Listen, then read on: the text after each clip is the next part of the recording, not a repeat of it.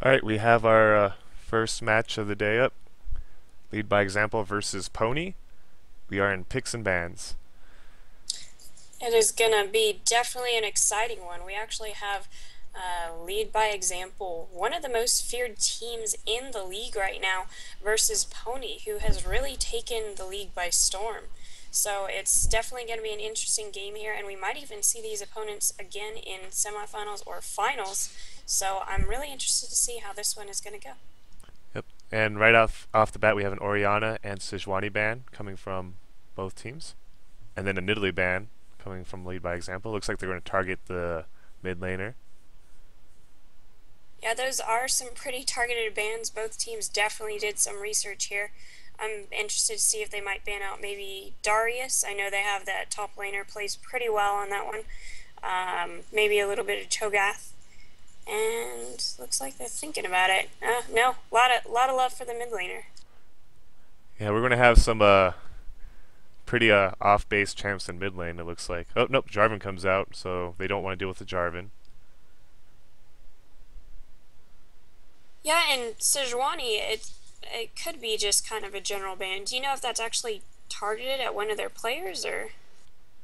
Sejuani jungle has been picked up by a lot of junglers on a lot of teams, so it could be general, but she is pretty strong right now too, so it's just good in general Agreed. to get rid of her. Same with Yeah, Jarvan. that I agree. Already we have Diana coming out, and it looks like it might be a mid lane Diana, but it could be the jungler, so I guess we'll just hang tight and see what comes down here. Oh, and we have a Jace picked up, or at least hovered over pretty early. Jace is a very strong champ and locked in, so no qualms about that. And Hecarim is going to likely be grabbed here too, and he is. That's pretty iconic. We got the good old Hecarim for Pony here. I'm pretty happy about that. Ponies playing ponies. That works, definitely. And an Instalock Nami support. She's pretty strong right now as long as you're able to play with her, but her synergy with other bot lane AD carries can be kind of interesting. Yep. Um, I find she works really well with champs like Draven and Vayne. Just basically anyone that has auto attacks and potential auto attack resets, and just I don't know, really strong auto attacks and exchanges in general. They're going to go ahead and grab the Nocturne.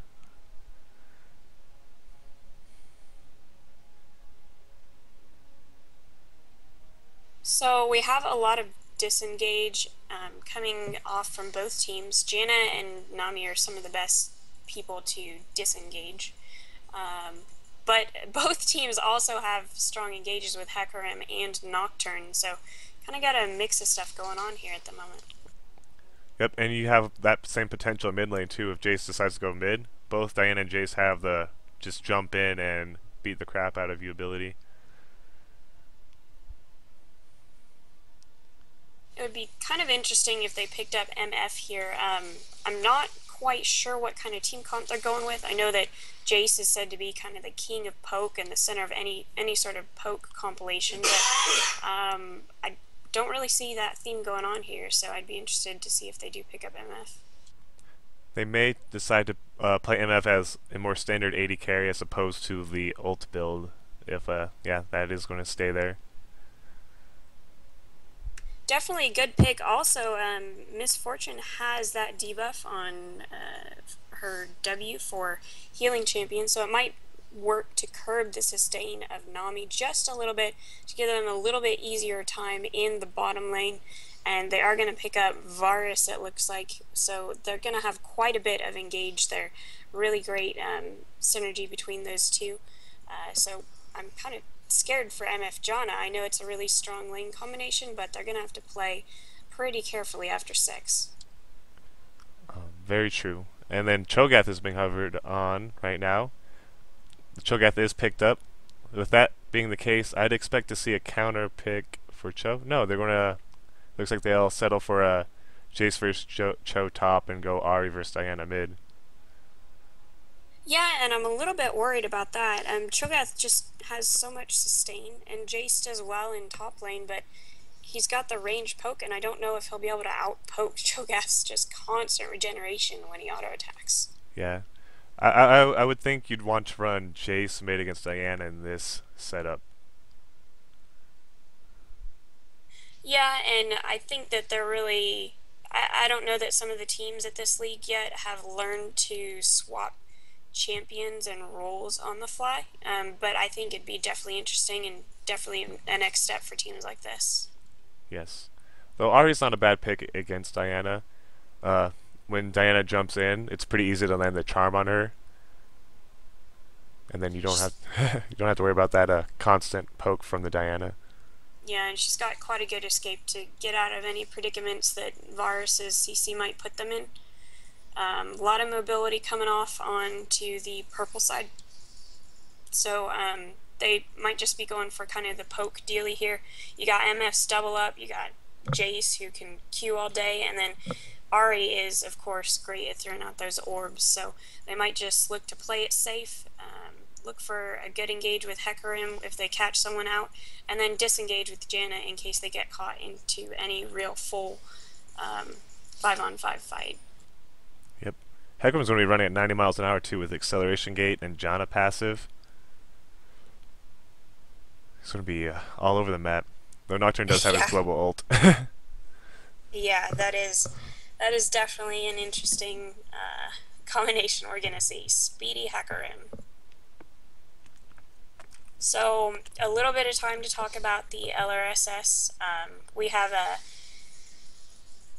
league or two actually coming soon, where teams are allowed to compete for places to participate in the tournament at the end of the season, for which we have interesting prizes. Among things RP, Triumphant Rise, and maybe most importantly, the chance to scrim one of two pro teams in the LCS right now. We have Cloud9 and Velocity Esports who have kindly volunteered to scrim the first and or second place winners of the LRSS.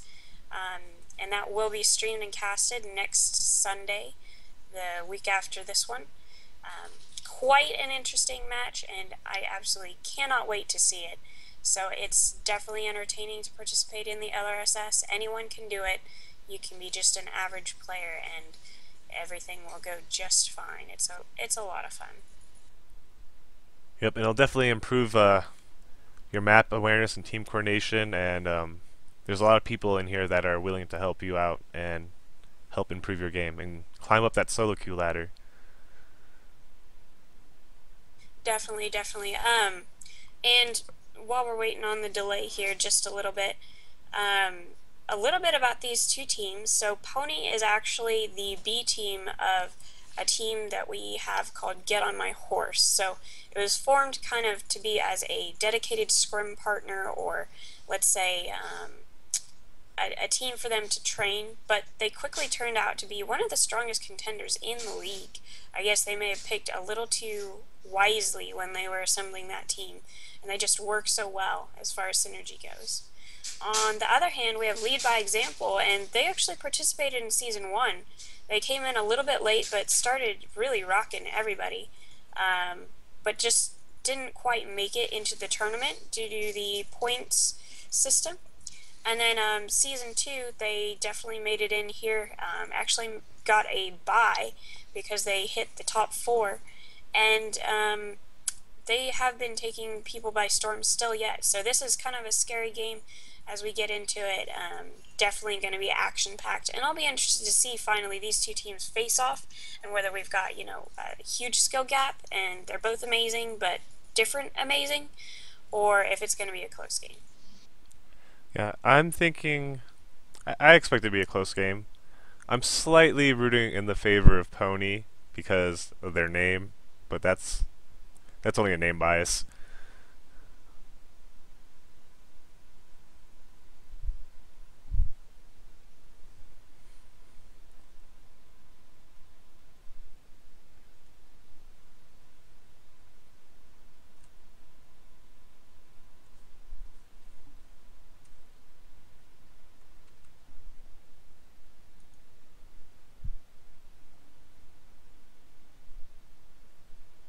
So I want to talk a little bit about the bot lane combo that we've got going on here.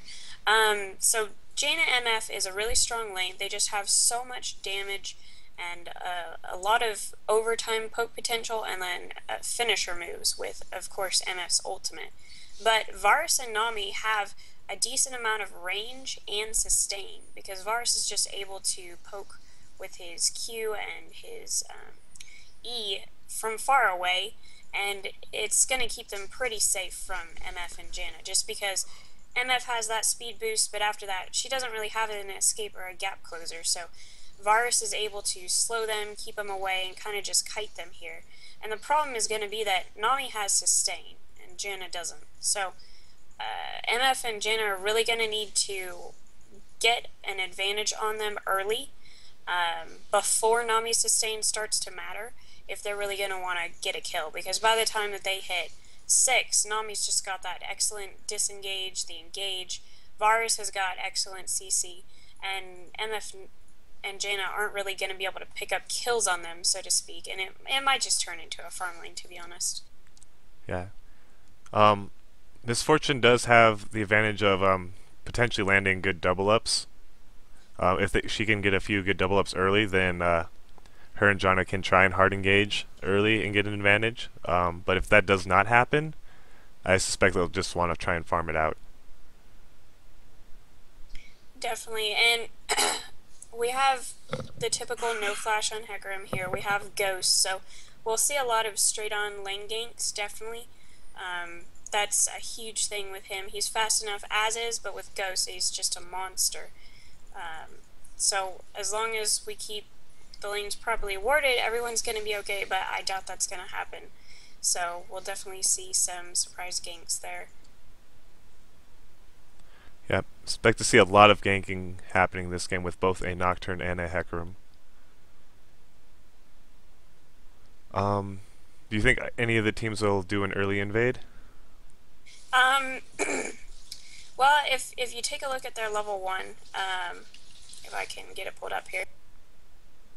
Oh, we are in game. Fantastic. I don't know. It's kind of dangerous. We see the teams kind of splitting up here, and I think they're just going to play it defensively.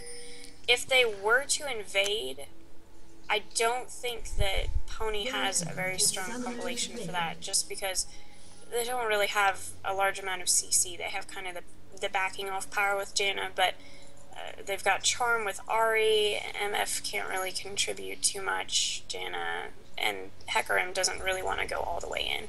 Yep. So as you see here, they are going to play pretty defensively. LBX has got the confidence here to try, looks like a red buff invade as we get into the game here, so definitely interested to see how that's going to go. Yep. I'm wondering if they'll actually invade all the way, which they're pinging for, or if they're just going to wait and see if someone's going to walk up there. Nope, they're going to go ahead and move out.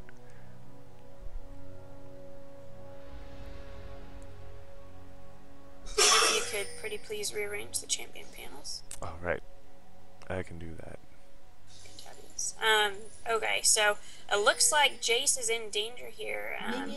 As long as he stays hidden, there probably won't be a problem with this. They're just going to take red buff peacefully, and there's actually a great advantage to the purple side for what just happened. Bot lane actually went back, and they were a bit late, and because of the invade, they're not going to get golems. So that's a huge advantage on MF and Janna's part, because they are so strong so early, and they're not going to have that level disparity, so they'll definitely be able to do something off of that, I believe. Yep. And Hecarim will get the smiteless leash here. Red will go to the Nocturne, so that will be stolen. He is at half health, so he's a little weak. Diana can't help him too much with that.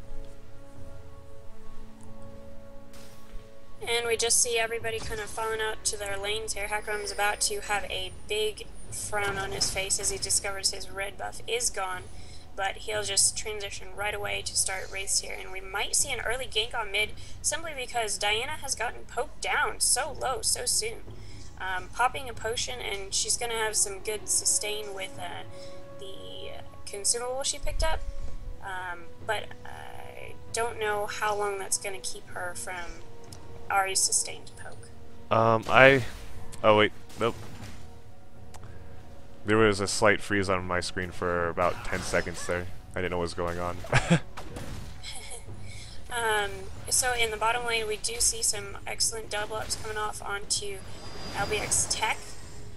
Nami and the support just kind of poking, and we land a good Q. A nice Aqua Prison and piercing arrow combo coming out from Nami and Varus. Very well coordinated, and that's the...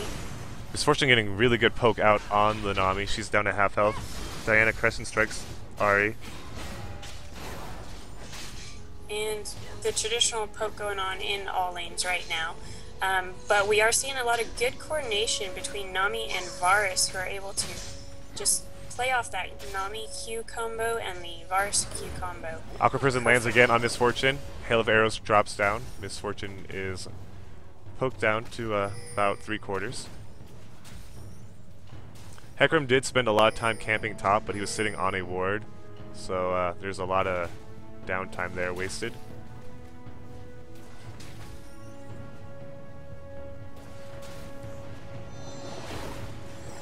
And I'm a little bit interested to see Hecarim is playing it pretty well in the jungle right now, despite losing his red buff. Really big disadvantage because of the gank ability of red buff and how well it contributes.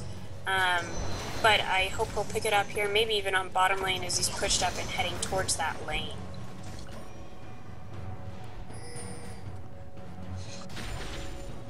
Meanwhile, actually, LBX might have seen it coming. They actually pinged exactly where the straight lane gank might have been coming from, so they're already prepared for that. It just depends on whether or not they're going to be able to make the escape. Ari misses her charm, hitting the tank minion, but she will pick up the CS. Pink ward comes out to counter ward in bot lane. We'll see if they pick that up soon. Hecarim is charging in here. He does land the charge on Varus, but he's a little far ahead of his teammates. He's going to go ahead and back out. Piercing arrow lands on the Hecarim as well, but they do clear up that ward at least in that front push. And he did use Ghost there, so I think that might have been a little too ballsy on his part. I know that the straight lane gank was definitely something they wanted to succeed at, but they were pushed up a little bit far, and Varus and Nami had everything up, so they weren't even able to get summoners away from Varus. It might have been a waste of Ghost, actually, to be honest. We see Nocturne sitting up in top lane. Doesn't look like he's going to stick around for too long, though. Hecarim's going to go ahead and go to his Wraith camp, where he may run into Nocturne here shortly. Nocturne's actually not going to go in over there. In mid lane, we actually see exactly what I said going on. Diana ran out of sustain, and she just can't deal with Ari's constant poke, so she's forced to go back, and this might be an opportunity for Ari to actually we have Jace jumping in on the Cho'Gath. He's just going to do the basic harass, though, and walk away. Get all top lane, always just tricking us into thinking there's something going on. Yeah, wards on both sides for top lane have died out, so this is prime time for ganks up there, if the junglers are looking to do that sort of thing. And you'll notice, actually, Jace is 100% sure that he is safe, because Pony has placed a beautiful ward between Dragon and Wraith. It's also often called the throat of the jungler, because as long as you put that ward down, it's so easy to tell where the jungler is. So he had vision on Nocturne at bottom, and he knows that he can push up here, and that's actually going to give him time to roam mid, potentially, or place a ward. Placing a ward is always a good option. Aqua Prism lands on the Miss Fortune as John is away from her. Shield does come out, or no, that was a barrier. Nocturne is here in bot lane. Miss Fortune actually getting really good trade back with the damage once a Janna shield does good on her. So, MF and Jin are well aware that at this point, when the champions are going to be hitting 6, they aren't going to have an opportunity to really kill the lane. So they're allowing them to push up and keep them kind of safe at the turret. That way they potentially only have to worry about dives as opposed to straight 3v2 ganks. and they have a lot of strong potential with Hecarim, which you're actually going to see roam around here. And wow, we get another Aqua Prison does land, and a hail of arrows poke. We see Ahri and Hecarim both coming down through bot lane, but they're spotted out, and they're going to Varus and Nami are going to both be safe as they back by their tower. Rather unfortunate there. They didn't play that too well, and at bottom lane, Ahri and Hecarim just wasted quite a bit of time, just kind of hanging out there. Nocturne secures his own blue. Diana walked over there to get it, but it wasn't given away. That's kind of sad. Diana obviously wanted that, and there might have been a little bit of miscommunication as Nocturne picked that up, perhaps accidentally thanks to Wriggles. We see Nocturne coming into mid, potentially, and he does Dustbringer in, but he's not going to land it. He's going to just go ahead and take the CS and float away. Luna Rush does land. Charm also comes down. Ahri's using her Spirit Rush. That's going to be first blood to Ahri. Flash comes down. Fear does go across. Dustbringer does go down, and Nocturne does pick up the kill under the tower. Wow, yeah, and that was really well played on Ahri's part, even though she did die. Diana just went too far too fast, and Ahri was able to easily pick up that kill, especially with her ultimate, and even have some charges left to deal with Nocturne. But the kiting around the tower was just too powerful. Maybe Ahri should have headed back there a little bit sooner, and I'm not even sure that she could have lived if she tried. No. I think the only other option, or that could have played out maybe a little better, is dragging the Nocturne out or deeper under the tower, that he might have died to another tower shot. But that's about it. Yeah, and it might have been just coincidence that Ahri had a couple charges of her ultimate left when that happened. Maybe not thinking about the jungler, but it was a really good ultimate from Nocturne coming in, and Ahri, if she had been thinking a little bit more about it, probably could have ulted that last hit on Diana towards the turret. Diana is going in on the Ahri in mid lane. She has good damage on her right now. Ahri's going to walk that out. Hecarim is getting a gank on. He ults right over the tidal wave. What a good dodge. MF does pick up the kill with an auto attack. She wants to pursue this, but taking tower aggro is a good persuasive way to say no. Yes, and that was pretty good pickup. Nocturne really just wasn't there in time. He didn't have his ultimate, and he needed to be there a little bit sooner for that counter gank. Varus and Nami at this point have... Crescent Strike and Luna Rush comes down. The Charm does land, though, and Ahri's just going to Spirit Rush away and be happy to farm this under her tower. Diana gets really scary when she hits 6 and is able to continuously combo her ultimate on your face. Yeah, definitely. And we see some kind of interesting happening here bottom. In addition to the kill, MF is also slightly out farming Varus. It looks like you'll see MF ult the wave just because they're so far ahead. They want to get their precious items so that they can keep that lead. Misfortune is backing on a ward right now. She may be in trouble. Dustbringer does come out and stop her. She's in big trouble right now. Fear does come down. It's going to proc. Aqua Prison misses, but the Varus ult does come down, and so does Exhaust. Hail of Arrows, and an auto attack is going to finish her off, and Varus will get that kill. Definitely a misplay on Misfortune's part by trying to back on that ward late after her support, but you will notice that LBX actually blew Exhaust on that, so I think it may have been a little bit excessive. The Varus ulti maybe was required, but the Exhaust not so much. We have a purple melee minion trying to defend this dragon for Pony's side, but I don't think it'll be strong enough here. Oh no, Hecarim does manage to get the smite steal. Oh man. And he's actually fighting really well against that Diana too. That was a beautiful smite steal. He just walked up, smited it, and literally just walked away, dodging Nami's Q. I was definitely impressed with that one. Alright, I'm already going to have to give the MVP of this game to that purple melee minion, because he definitely thwarted that dragon attempt by blue side, I'm pretty sure. Very well. They did have that pink ward, but I don't know if that was new, fresh, just went down. So I agree with the MVP choice this game. It's interesting to see Cho'Gath is out farming or out laning the Jace right now, but the Jace does have a Mana Moon Egg already completed, so I don't know if either side is really winning here. Yeah, they're keeping it pretty even. They're just doing their regular thing. No one's really pushing the tower here, and We have Nocturne coming out on the Ari. Dustbringer and Fear come down. The Fear does proc. There is a flash and a Crescent Strike, allowing Nocturne to pick up that kill with an auto attack. really vicious. Ari has a lot of mobility, but wasn't able to escape that one with her ult. Probably didn't see Diana coming. Probably could have escaped, I'm gonna say. Yeah, that last second burst when the Dustbringer came in was, or not with Dustbringer, but Diana's Crescent Strike and Lunar Rush combo. It's pretty scary. That really allowed LBX to pick up the extra blue buff out of the jungle, so poor Hecarim has had his buffs stolen constantly this game. It's really kind of shutting him down, but despite that, he's keeping up pretty well on farm, doesn't really have any items here, and it might start to hinder Pony as they start to starve as far as it comes to extra ward coverage that you might get from that jungler. The good news for Pony, however, is we have Misfortune and Janna both with a 500 gold lead.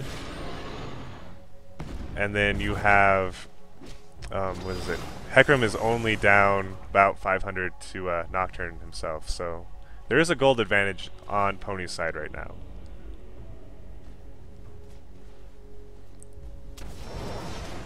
And what we're seeing here is really just kind of the slow, typical laning phase of lower leagues as opposed to The faster paced higher league play. Yeah, exactly. A lot of times, like when you get an advantage, for example, MF and Jin are slightly ahead. If they could push down a turret. We're seeing an exchange coming in on the Nami right now. Nami does land her Aqua Prison. She's going to be able to float away majestically. We have Hecarim trying to gank this Cho'Gath, but he is really tanky right now, having a few stacks already up. Ari lands her charm on the Diana under the tower, but oh wow, that burst from the Lunar Crescent Strike Lunar Rush. This Diana is going to be hard to stop at this point.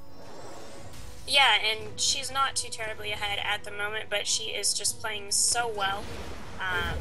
I'm not sure what Pony is going to be able to do to stop her. Maybe farm up with MF. It looks like they're putting all their money or eggs in that basket. We say Hecarim is starting to head towards bot, but he's going to float over a ward.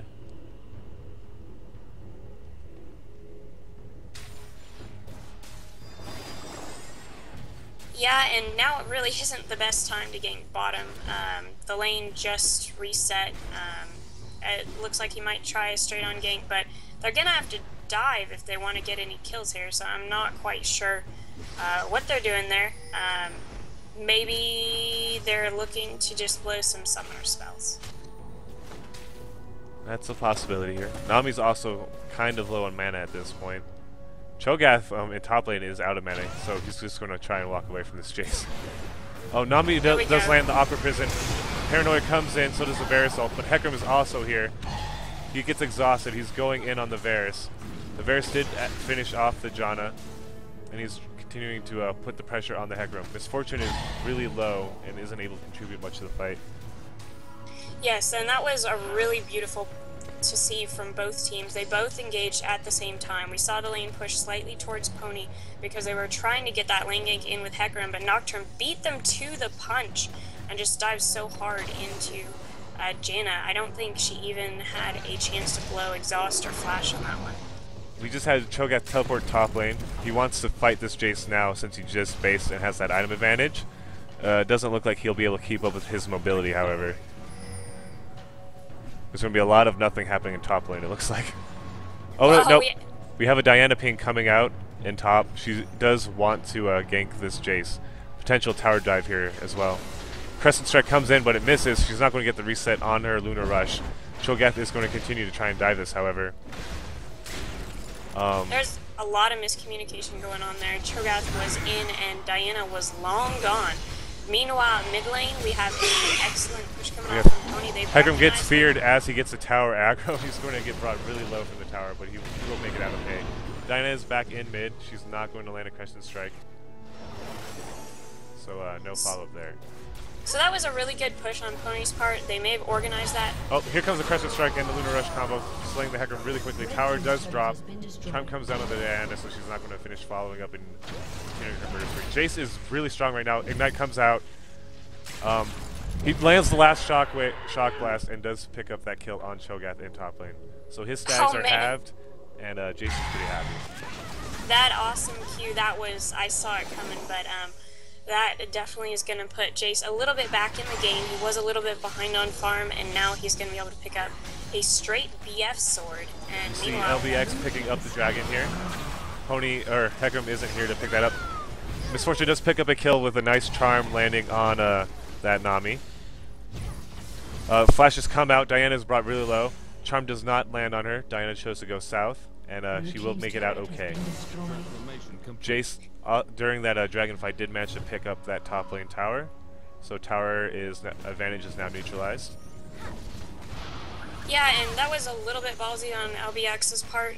They went to do dragon, but they ended up a little bit low, and they also didn't have a pink ward, so they were blatantly doing this with vision of the other team there, and had to blow a lot of summoners. Granted, they did get it, but they lost a kill for it, so it's probably a little bit even on that. Yep. And then Pony did manage to continue their push and pick up that bot lane tower. So for that dragon, they ended up losing top and bot lane towers. They do still have the all-important mid lane tower up, but there was already a good push on that earlier, so that may go down soon itself. Both teams are playing fairly well at this point because they've taken their lane advantages and they've converted it into towers fairly early. It is 20 minutes in, but you saw all 3 towers go down. You see MF dominating bottom lane, taking out bottom, Jace getting a kill here and taking out top, and then Diana really capitalizing on her advantage in mid by taking out that turret, which is going to give them a lot of control over the map. That being said, they're going to need to get some wards down here. Cho'Gath lands a Rupture, and his silence does quite a bit of damage. Jace looks like he'll be okay here. Oh, Paranoia comes in. He's going in for the tower dive. Spell Shield goes off. Doesn't Spell Shield anything. Rupture comes out on the Jace. Nocturne. Never mind about Nocturne. Cho'Gath just ate Jace and walked away.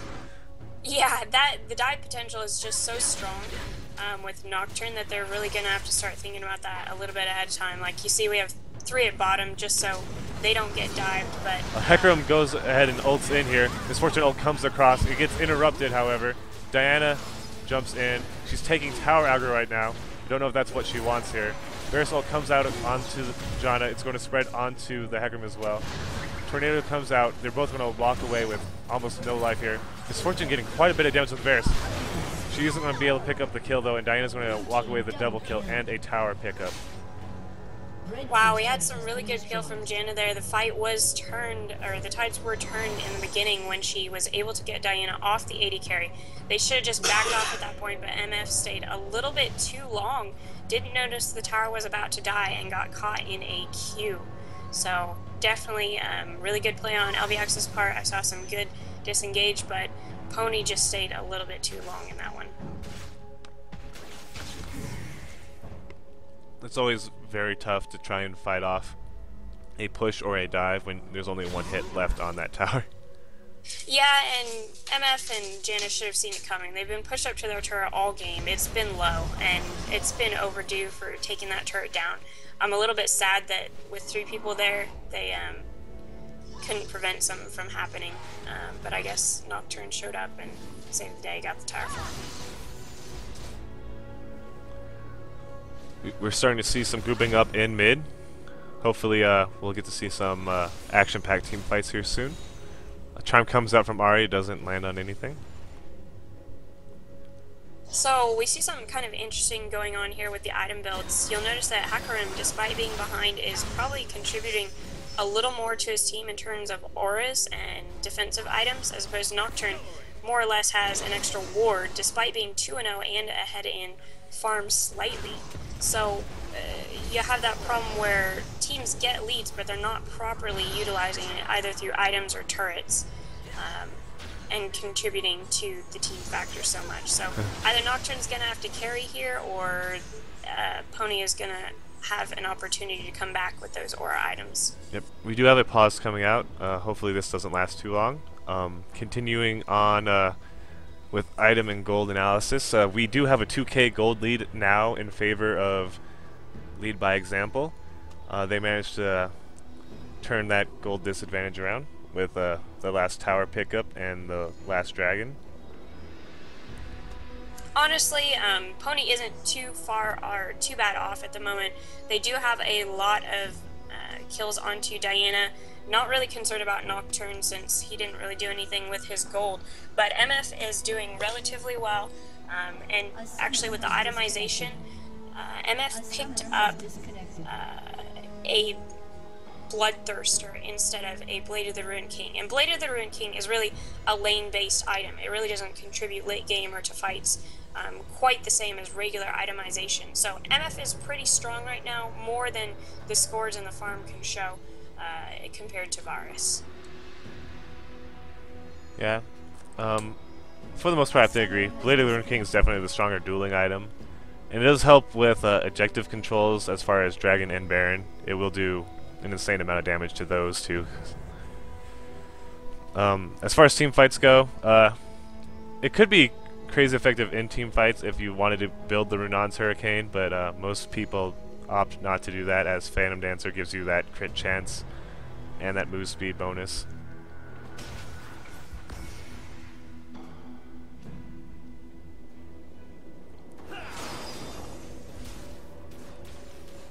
Alright, and the game has resumed.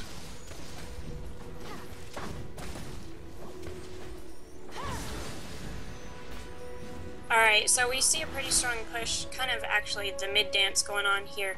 At lower leagues you see a lot of people roaming towards mid as nothing's kind of quite happening just because they don't know what else to do. I know they got a strong push going on top and bottom though, so as long as they're able to potentially force an engage, 4v2 here, they might be able to gain something from that. Yep, and we had a momentary disconnect issue, but we're back in again. So they have a good opportunity here. The mid dance could turn into a really good engage as long as they don't just dance here, which is kind of what's going on. Hecarim, go in, the tower is low. Nobody's there. Yeah, that tower only has a few autos left on it. We actually have Paranoia coming down and a Tidal Wave. Tidal Wave doesn't land on it. Nocturne goes in, gets charmed. Spell Shield comes out. Diana goes in, Moonfalls 3 members. Misfortune's Bullet Time comes across. It's not really hitting anyone, however. Diana's going to go in and pick up the kill. I mean, no, the Ahri is going to pick up the kill to Diana as she goes in. My mistake here. Ahri and Janna both get out with almost no life. Wow, yeah, that, I don't think that Nocturne should have engaged there. His team was far too behind after they had issues catching them in the beginning of that fight. And even though MF wasn't able to effectively channel roll because of the strong itemization that he had, they were just able to chunk down the other team. Might even get mid-tower off of this one. I'm very impressed that Diana managed to be killed mid-Lunar Rush. You don't usually see that happen. And, I mean, again, that's a great opportunity for Pony because Diana was the major threat on that team, and they're really just farming up MF here. Looks like the team fighting is just going to be reset here. Ults are still down for both Nocturne and Ahri, and Misfortune. We're going to have a potential dragon fight coming out. Misfortune puts down her rain, or her bullet rain.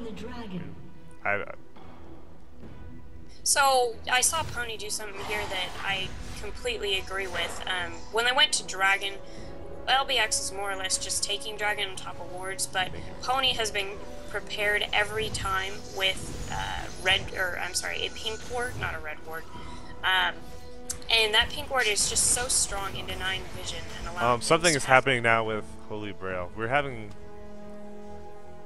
seems to be a good number of connection issues here. Hopefully Janna doesn't die to this tower, as she has DC'd in tower aggro.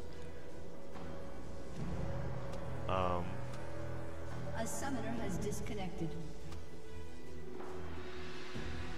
That is rather unfortunate. But we did see Pony pick up that dragon. They have for all intents and purposes, tied this game up gold-wise. Towers are tied, but there is a slight kill advantage to lead by example.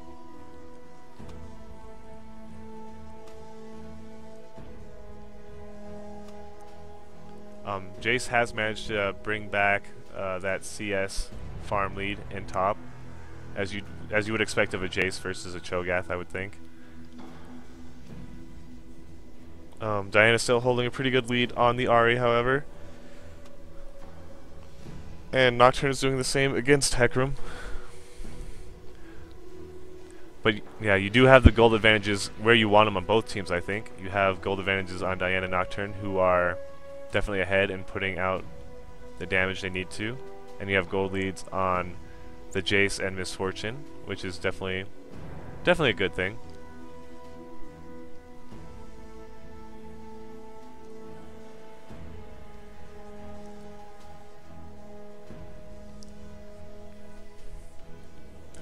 As far as builds go, you do see Diana having completed her Zhonya's, so she's going to be even stronger diving in. She can go ahead and combo in, land her Moonfall and Zhonya's, and then get another Crescent Strike Lunar Rush off without having to take too much harass back.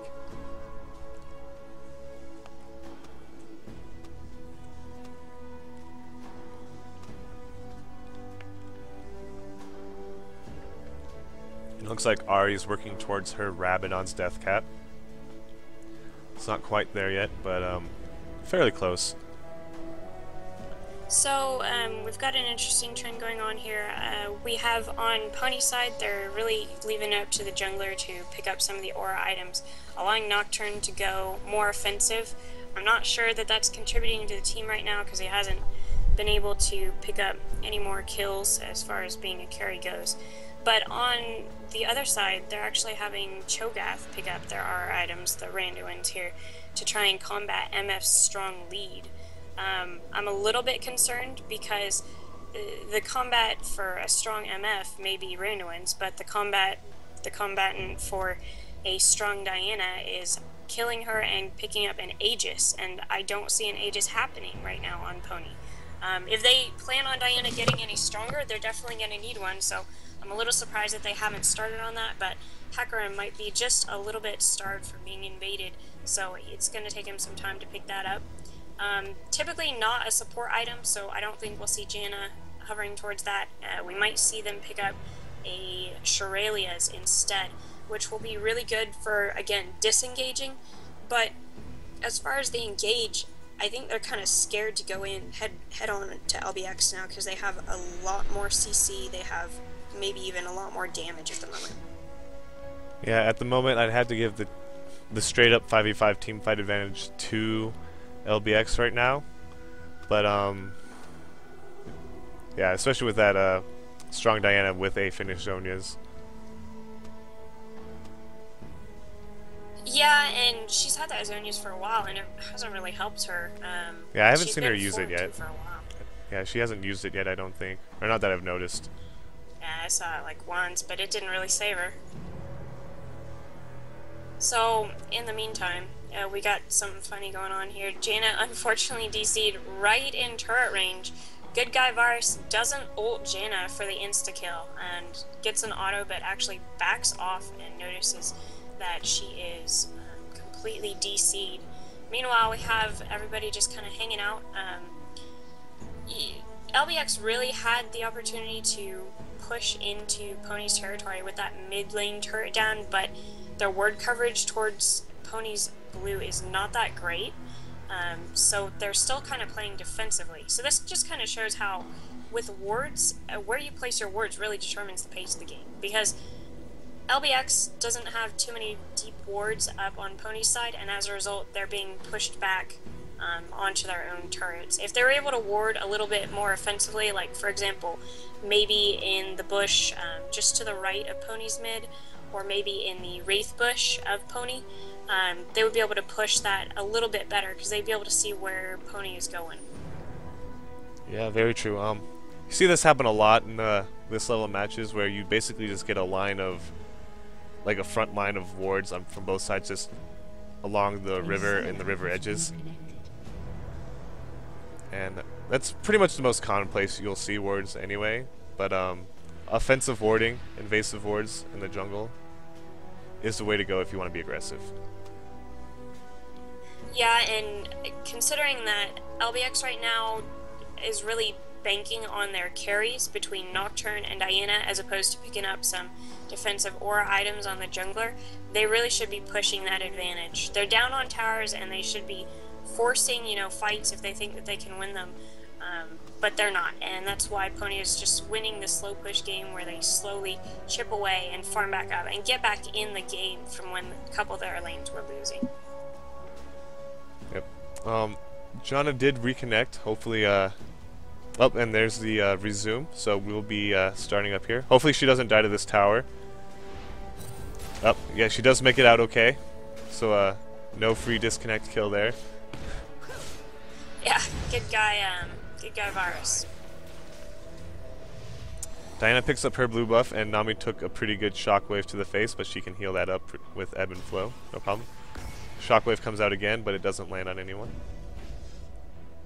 And here you kind of see a strong push from LBX, so this is what they need to do. They need to make team fights happen while they've got their strong damage carries and catch somebody out here. Nocturne's kind of roaming around just waiting for this fight to happen. And Cho'Gath is just going to push down top.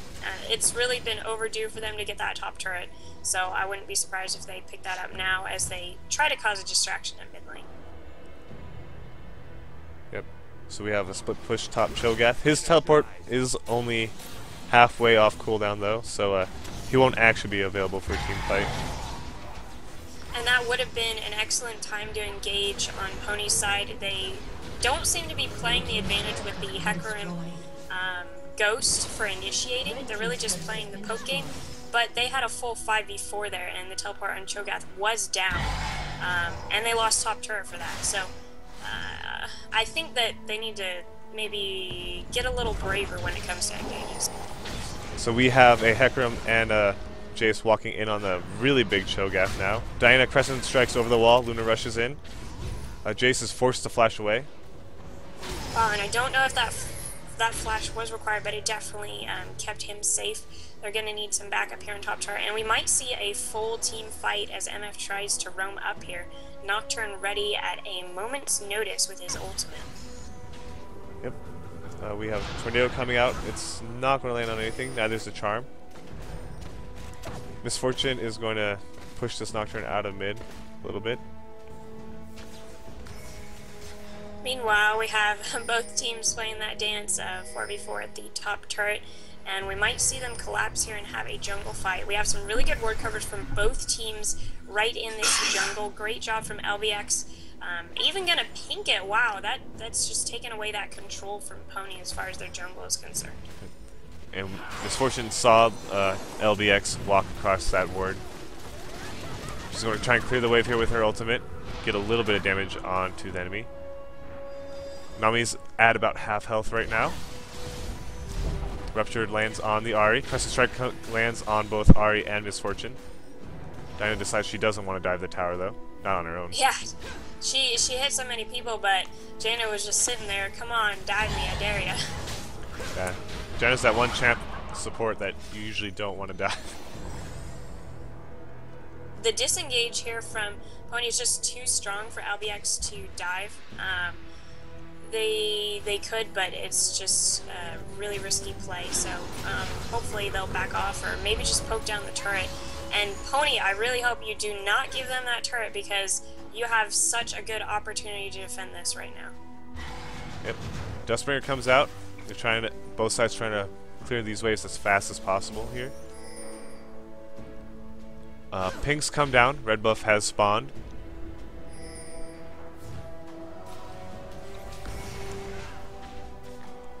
We see a member backing out on LBX's side.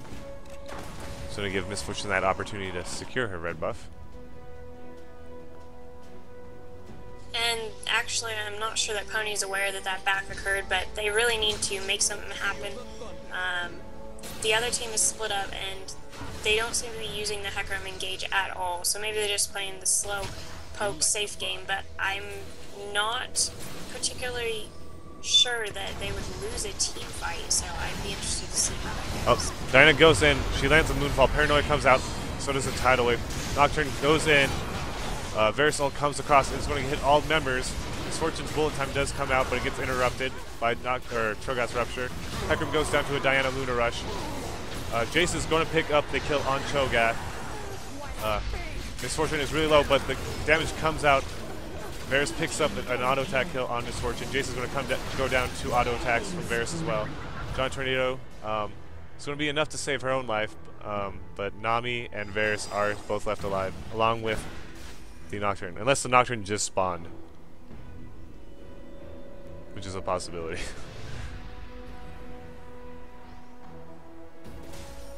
I don't believe the Nocturne died in that fight.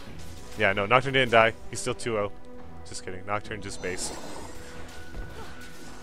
He's going to go ahead and farm up that bot lane, push that back in Pony's direction. Diana was pretty brave to go into that. I'm surprised that they couldn't blow her up fast enough before she got out. And Zhonya's that would have been a great opportunity for them to pick up Diana. But instead, they didn't engage. They just kind of backed off. And I think that would have been a good opportunity for Hecarim to hop in there. I saw him wait, hesitate, and then ult the back line. Meanwhile, Cho'Gath was just kind of letting things rip on MF, and nobody could get him off. They had good peel going on, but it just wasn't enough. So, I don't know. Pony is just going to have to catch someone out, I guess, if they're not able to initiate those team fights in a positive manner. We're going to have Ahri secure her own blue. Dragon is up. It looks like that's going to be the next objective fought over. Hecarim is charging in. Nope, he's going to decide to charge away instead. They're going to just go ahead and start up on this dragon here. And this is really dangerous. We actually have Janna separated from her team, and she just revealed herself with that tornado, and no ping word on Dragon. Nocturne spill, shield doesn't shield anything. Charm comes out, lands on the Nocturne. Jace and Ahri bring him really low. Verisol comes across. Hecarim ults into 4 members. He's brought really low. Bullet time is going to come across 2 members. It's going to absolutely crush the Diana. Or not Diana, Varus. My apologies. Jace picks up the kill with his hammer on the Diana. Cho'Gath is now caught between 4 members of Pony. He flashes over the wall and does manage to get away. Jace is going to flash in and jump on this Cho'Gath. Aqua Prison does land. Is Janna going to be able to catch up to this Cho'Gath? Is she going to land this Zephyr? She is. She does land the Zephyr. I don't think she has the damage to pick up the kill. Paranoia comes in. He's going to jump in and pick up a kill on the dragon. Secure the dragon, but Misfortune is going to trade that for a shutdown kill on the Nocturne. Wow, okay, yeah, that team fight was definitely very well played on Pony's side. We saw the dive going for MF, but Diana was taken out as Pony just peeled too good. Cho'Gath stayed on MF, and meanwhile Janna was separated, so he kind of lost his opportunity when Janna came back to peel for MF because his team was already gone. So maybe they need to send someone else in on MF. I know that Cho'Gath is a great deal to be reckoned with, but Diana and Cho'Gath, between the two of them, just aren't able to combat the excellent peel from Janna and the rest of the team. Yeah, and after that really long extended team fight and Dragon, we saw mid tower get dropped pretty low, the second tower for LBX, and we only have a 1k gold difference now. Yeah, and I want to say that LBX should have initiated sooner. They knew that Janna was separated, and they allowed Janna to come all the way around and get to her team before they really went in effectively. They had excellent ward coverage. They were aware that Pony didn't have a pink, so that they really should have engaged that 5v4, and it would have played out a lot better. Yeah, I have to agree. You always want to fight when you know the other team's separated. An interesting build path going on here. We have double Kindle Gems on Janna. So the Philo, the Kage's Lucky Pick, the Sightstone, there's so much on this Janna, but she's contributing little or nothing to the team except being a tank, and I don't think that's exactly what they need right now. So I really wish they'd pick up some aura items, maybe a Shurelia's, because they have the opportunity to disengage so well, and LBX just continually catches them. So a little bit of a gamble there, I guess, going with the double Kindle Gem build. You also don't want to do double Kindle Gems anymore like that, because the passive on Kindle Gem is unique for the CDR, so it does not stack. I think it might be done specifically for the health, but you are correct. That is kind of a lost stat there. It would have been nice to see either a second Locket or that Shirelia's finished off. To be fair, the first Locket isn't getting much effective use, so it's potential that they could pick up a second one and see it effectively. But here, LBX is doing the same thing that they were earlier, 10 minutes ago. You can't push out Pony. They're under their turret and they have excellent disengage. I don't know what's going on. You're either going to have to dive and commit, get someone and get out, or just walk away. There's other lanes to push besides the lane that they have a full 5v5 team here waiting to disengage for you. Wow, they were able to poke down the turret completely wrong. There it goes. Janna Shield holding that off for a little bit. Hecarim is going in. Devastating charge. Tidal Wave comes across, hits 2 members. Diana is brought really low. Jace jumps on him. Shizonia's bullet time is coming across the entire team. Hecarim does manage to pick up the kill on Diana. Cho'Gath is meandering around in the back line. Ahri is trying to jump around here. Cho'Gath is stuck in between everyone. Jace is going to pick up the kill with his hammer. This looks like a really good fight for Pony. Now they're going to just be able to 5-man push down this mid lane and secure that tower. Yes, and that was a great job on Pony. Finally, they decided to initiate with that Hecarim, and they did it because their final member, I think, had backed to come back with full health, and they were ready to initiate. LBX just was not ready for that, and really got split up. I saw nobody hitting on MF, and she was just chunking away the entire time. With that GA especially, you got to get on her. That's got to be the target here. They really went for Ahri, but Ahri's not that big a deal. It's really MF that they need to start worrying about. Yep. Both that MF and Jace are very scary. Both well over 200 CS and 4 kills apiece. So yeah, definitely. Now is the time that Pony really needs to push this. They're taking turrets, which is great, but if they see another 5-on-5, they need to initiate. It's hands down now. They've got the opportunity to win. No more pansying about Hecarim. You gotta just go in. Yep. And MF has to not be afraid of a Verisalt, because that only locks your position. It doesn't stop your bullet time from going across their whole team.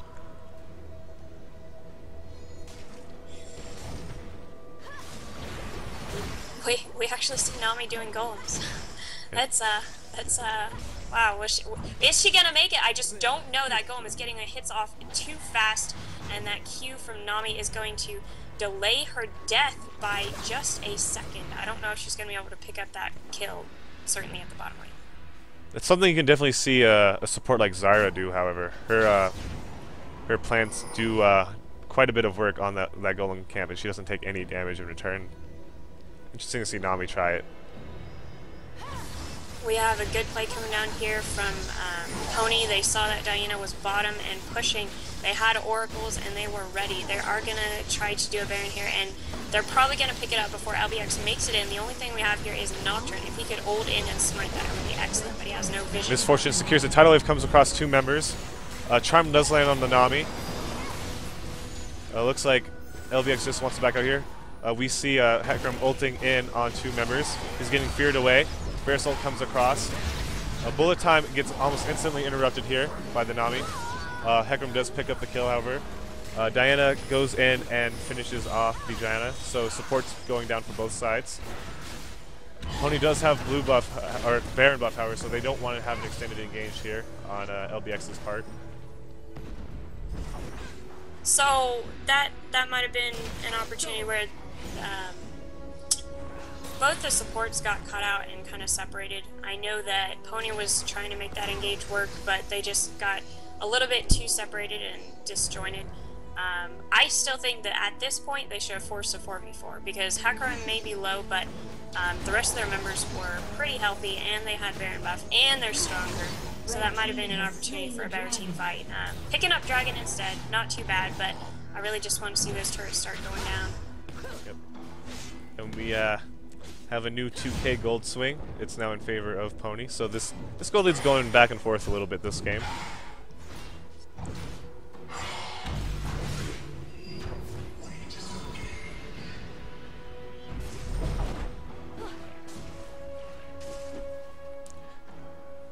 Both Jace and Misfortune, very scary. They both have fully stacked Bloodthirsters. You have the Muramana, of course, always on that Jace, along with that Black Cleaver. And it looks like he's getting ready to pick up that Sunfire Cape from when he goes in. And then we have that Last Whisper finished off for Misfortune. And a Guardian's Angel that has yet to be popped. Yeah, and I like the itemization on Pony. I wish they'd pick up a Bulwark, but I guess they don't really need it. But what they're doing is they had Hecarim start as a support jungler. Yep. Hecarim is going in on here. Janna actually got the Zephyr slow on the Cho'Gath. Cho'Gath does get charmed. He's going to get dropped pretty quickly by this Ahri. Prison lands on 4 members. Varus gets his ult off. He's going to pick up that early kill on the Janna, but the support isn't what you want to go after here. Misfortune picks up the kill on the Varus and is going to pick up the double kill on the Nocturne. This tower in the top lane is going to go down. Ahri has her Spirit Rush. She gets the Spirit Fire and pick up kill on the Nami. Diana is split pushing the bottom lane, however, but I don't think she can push as fast as 4 members of Pony. She's going to do her best. Cho'Gath really got caught out there, and I think I saw LBX try to do something about it, but they really should have just let it go. He was long gone, Diana wasn't even there. They didn't have anything on Pony at all. This will be game 1 here. Diana was not able to base back in time to save this Nexus. And first game will be going to My Little Pony. Well played, well played. I know that Pony was a little bit behind there in the beginning, but they really picked it up and were able to come back. A good example of teams not using that early advantage. LBX had that early advantage, but they weren't able to use it to push down turrets or try to end the game.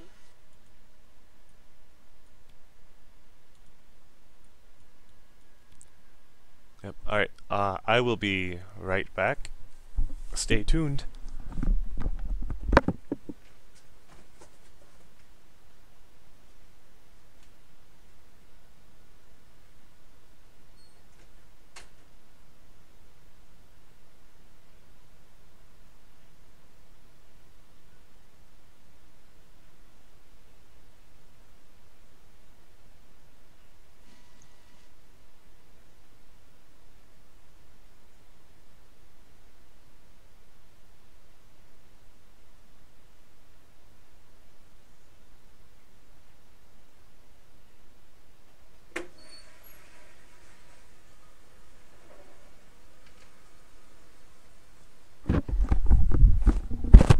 Alright, I am back. Hello.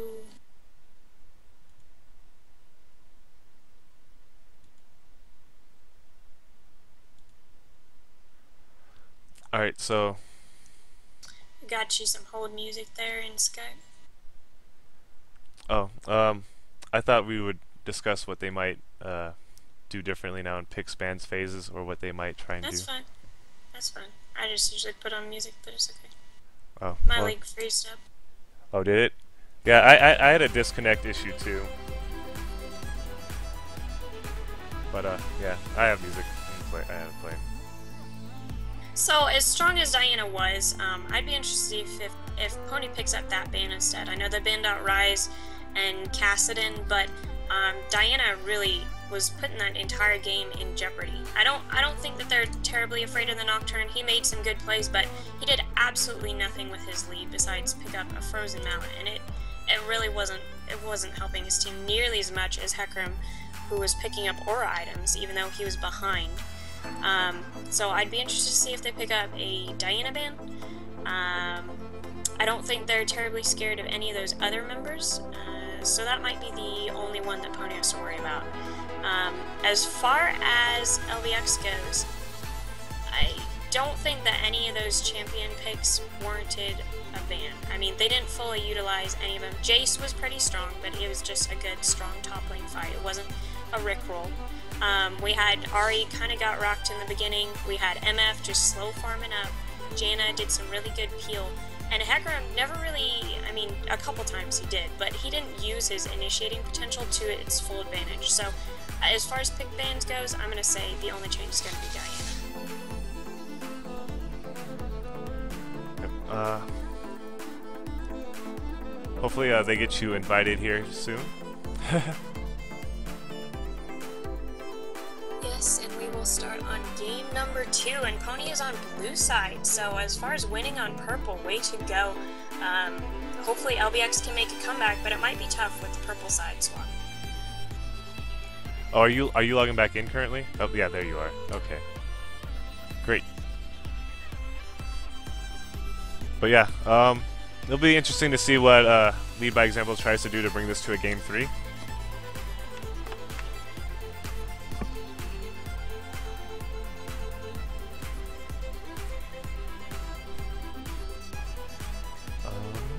Yeah, I don't think Pony has any plans to change their bans. I actually wouldn't be too surprised to see a Heckram ban coming out from LBX, just because the Heckram ended up being very effective late game, even though he did start behind early. He did create a lot of havoc. I also wouldn't be surprised if Jace was banned, only because he skilled really well into the end game and wreaked as much havoc as Misfortune did.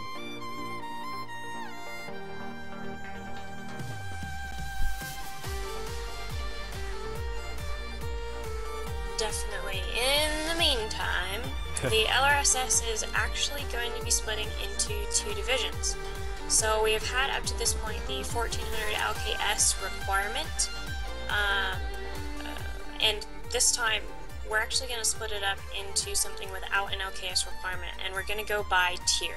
The reason being, it's a little bit difficult with the averages. I mean, it starts off simple enough, but when you start getting subs in there, and then your average still has to be 1400, it's just way too much of a mess. So we're going to call it bronze and silver in our lower division, and plat and gold in the upper division.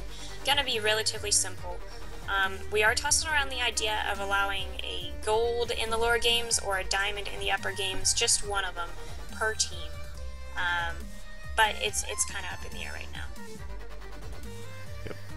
And any thoughts on how the standings and circuits are going to work in the future? Is that going to be the same, or will that be changing too potentially?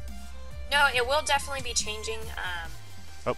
We should see a better point system that focuses more on winning than just activity. Well, I'm certainly happy to hear that. Alright, we see a Rise ban coming out. That's definitely a target ban, as we clearly didn't see a Rise played in that last game. Yep. And that Heckram ban does come out. I'm not surprised. You gotta ban the Pony from Pony. Should be common sense, I think, right? Yeah, definitely. Sejuani gets banned again. Pony just really doesn't want to deal with someone riding a boar. They ride horses, not boars. They can't deal with that. Right. And Casson gets banned as well. So it looks like, yeah, I believe Pony did not change any of their bans there. Those are all the same, as far as I can tell. Oriana gets banned again. So Oriana and Illy are both mid lane target bans. So the mid lane bans did not change. The only ban that changed actually was a Jarvan was replaced by a Heckram ban. Will that mean Jarvan gets first picked here? Yes. Not surprised. And wow, yeah, with that change in bans, they decided to pick that one up. It looks like we just have such a strong jungler on Pony's side that they're kind of scared of that, and I'd love to see that play a big effect in this upcoming game. Yep. I wonder if they're going to go ahead and take the Ahri away from Pony. But they did leave the Misfortune open, so I would be kind of expecting an MF Leona bot lane maybe, and then you'll see the MF Leona Jarvan super ult combo.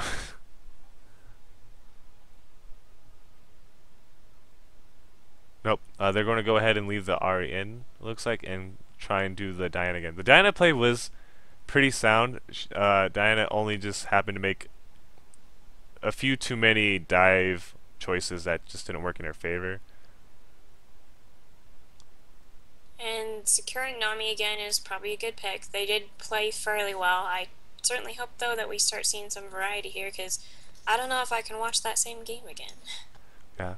Well, Jarvan, I believe, is the go-to jungler for the Pony jungler, so we may see a little more aggression coming out from Pony's side now that they have their favorite jungle.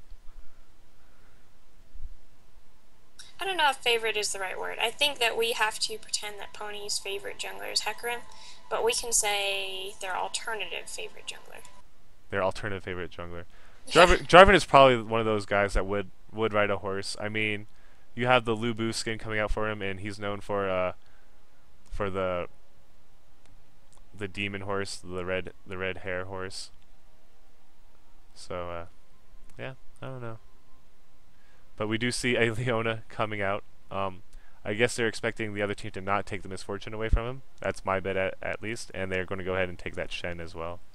For top lane, I would hope to see an Elise pick out here. Actually, if anyone on LBX does play Elise, just because Elise is so strong against a Shen top lane. That and or a Jace too, because Jace can also interrupt Shen ults and trade really well with him.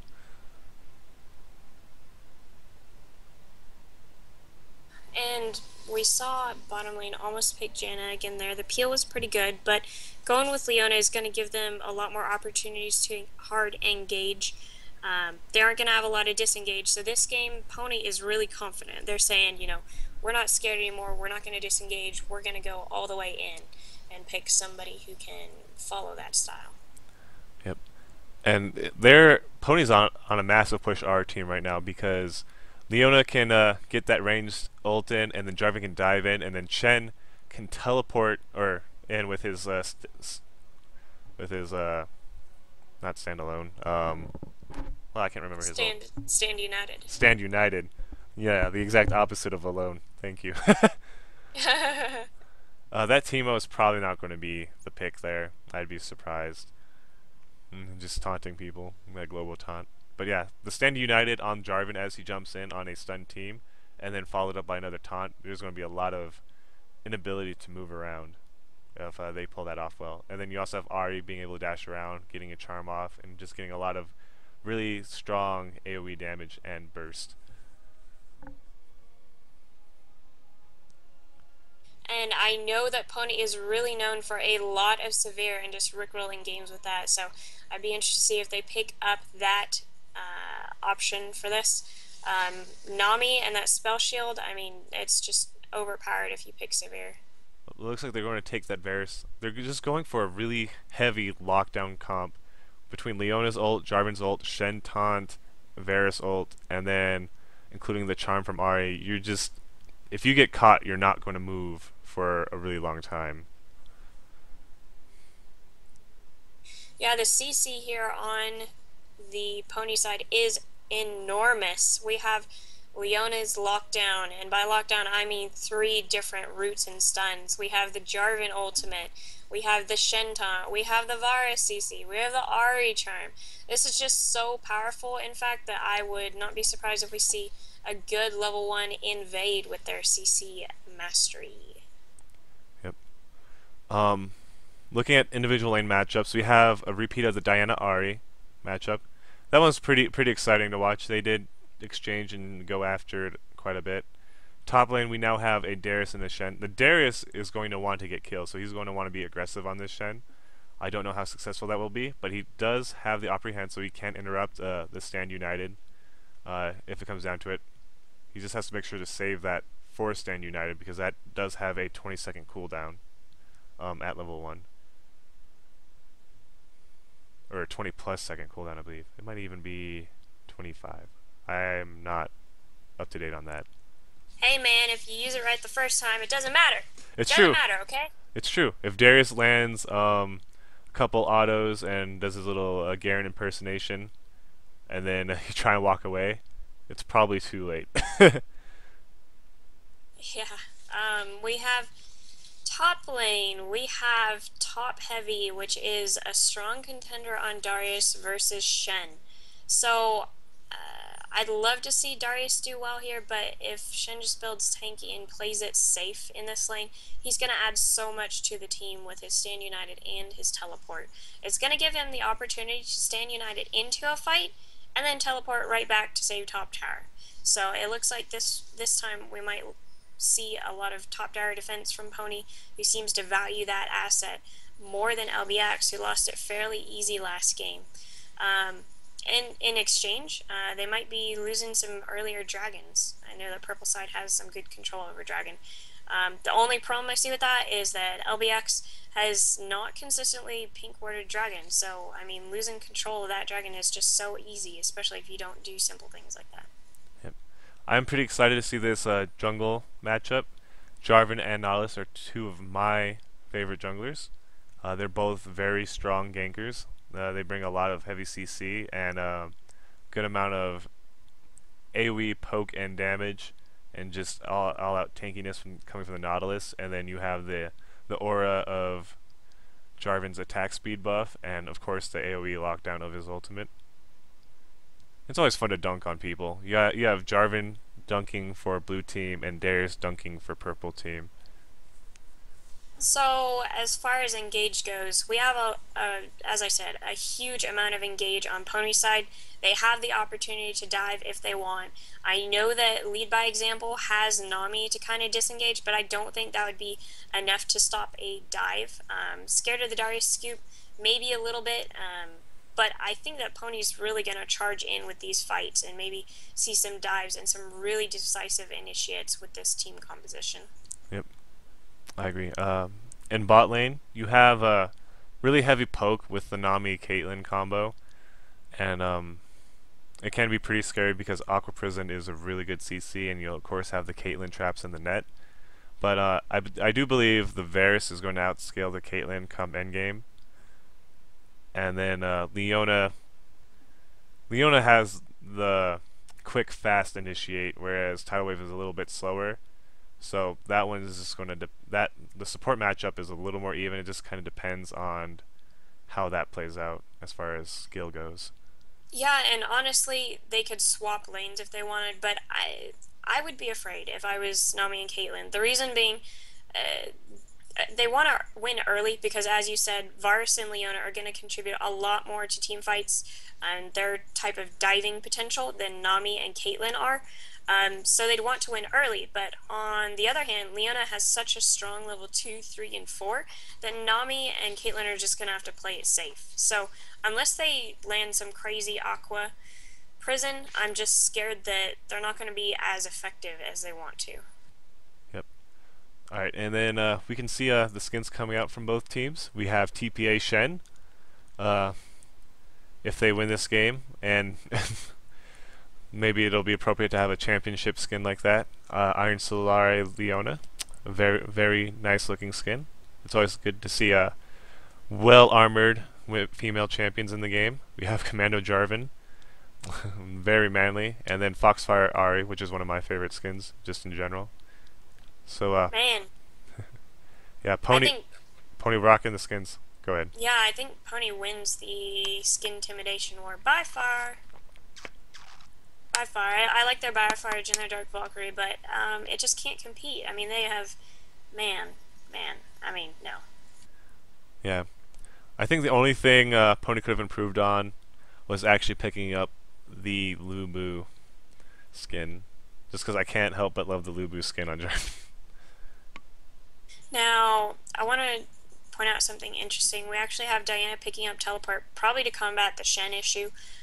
Diana was so effective that if she can get into those team fights, it's really going to matter. We have Caitlyn picking up Cleanse, which is 100% required against the team that she's going into, and Varus picking up Barrier, which makes sense because last game they just had problems with damage more than CC. As far as invades go, I really feel that Pony is pretty strong, but Nautilus is also a strong jungler, so I don't think that an invade would really shut him down that hard at all. No, though Nautilus does require that first blue.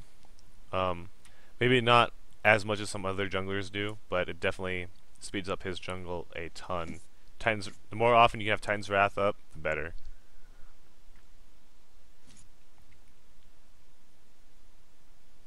But yeah, I would expect to see an invade attempt by Pony here.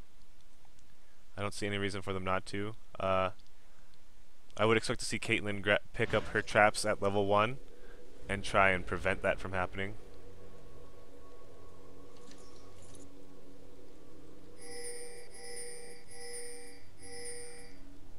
We do have pings coming out, all in one giant line along the river. Alright, and already we see LBX kind of pinging where they last invaded. It looks like they're especially knowledgeable when it comes to that invade. Summoner's Rift.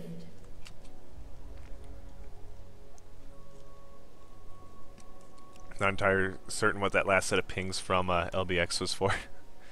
Pretty sure that was troll pings. Just a little bit trolling.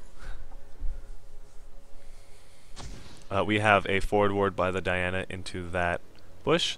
She spotted both Jarvan and Shen, and they're just going to walk away. 30 seconds until minions spawn. That is a really good ward for LBX. Looks like Diana might be looking to play extra aggressive so that she can snowball onto this. Well, Leona and Varus are in a spot they don't want to be in right now.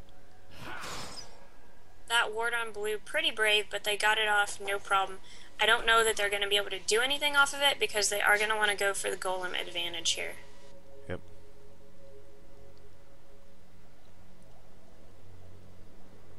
Minions have spawned. Darius doing his best Teemo impersonation, just hanging out, being a human ward in that tri-bush. Definitely. And LBX is playing extra careful because of that extra ward that is not necessarily doing anything. But they have great coverage, so they know that nobody's sneaking up on them on the back of blue.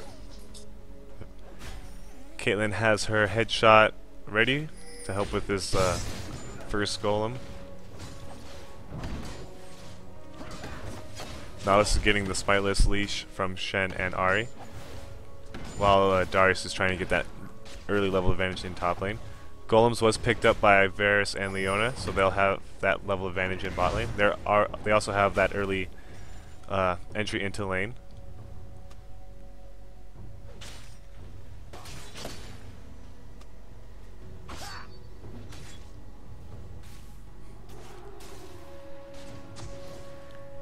A forward ward comes out in that bush in bot lane for LBX. They'll be able to see lane ganks. Leona was not able to take that one out. 2 attacks from the support is not quite enough. We see Zenith Blade come out, it does not quite connect.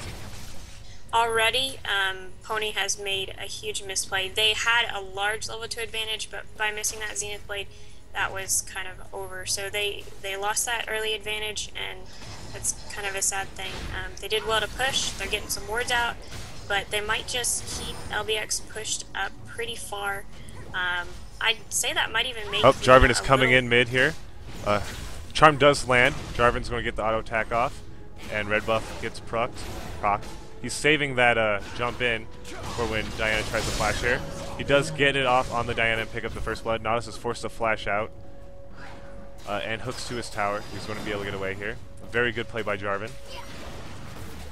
Yeah, and unfortunately, Diana just wasn't able to get out of that. She had her flash, and for some reason was counting on winning that engage. Jarvan Ahri versus Nautilus Diana. Probably the wrong bet there. I believe Diana was trying to save her flash for when Jarvan was going to do his flat flag toss combo, but he just kept holding on to it, so Diana kept holding on to her flash, and then she just got killed for it. Yeah, waited just a little bit too long.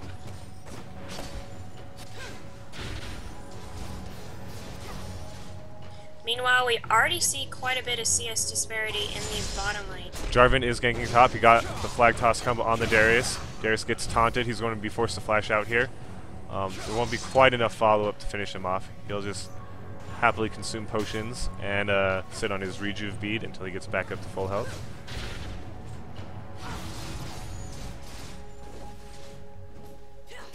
Meanwhile, Diana's faring a little bit better here against Arya this second time, not getting poked down. Charm does not connect, but Jarvan is hanging out in this bush.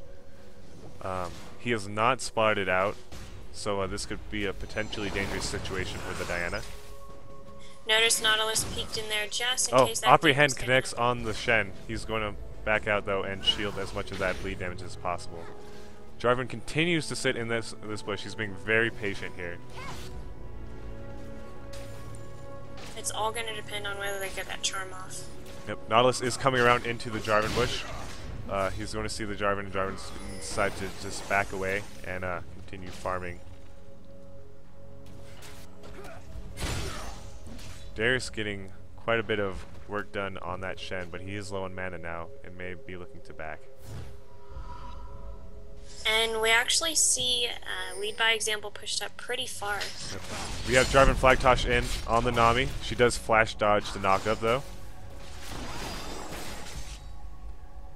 Good pilt over coming across the Varus.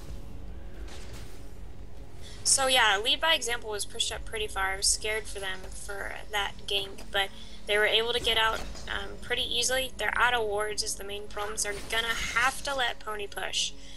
That's just how it is, and I don't know that pushing is to Leona and Varus' advantage just because they're not able to engage under the turret. I mean, you don't want to dive a 2v2 with sustain like Nami.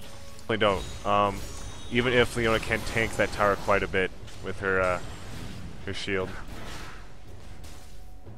Yeah, but they're not doing a very good job, or they're not having much success in poking down the other team. They're just kind of farming golems and letting this farm lane happen because, as we said earlier, Varus and Leona are We have Nautilus coming in behind the Ahri.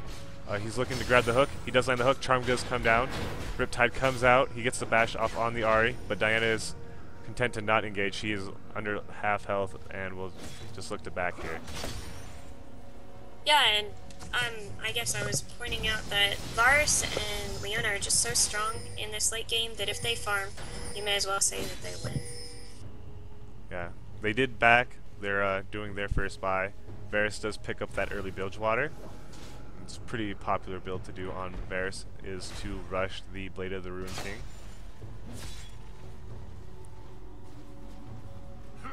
Meanwhile, we have already some basic pickups coming from Shen and Darius.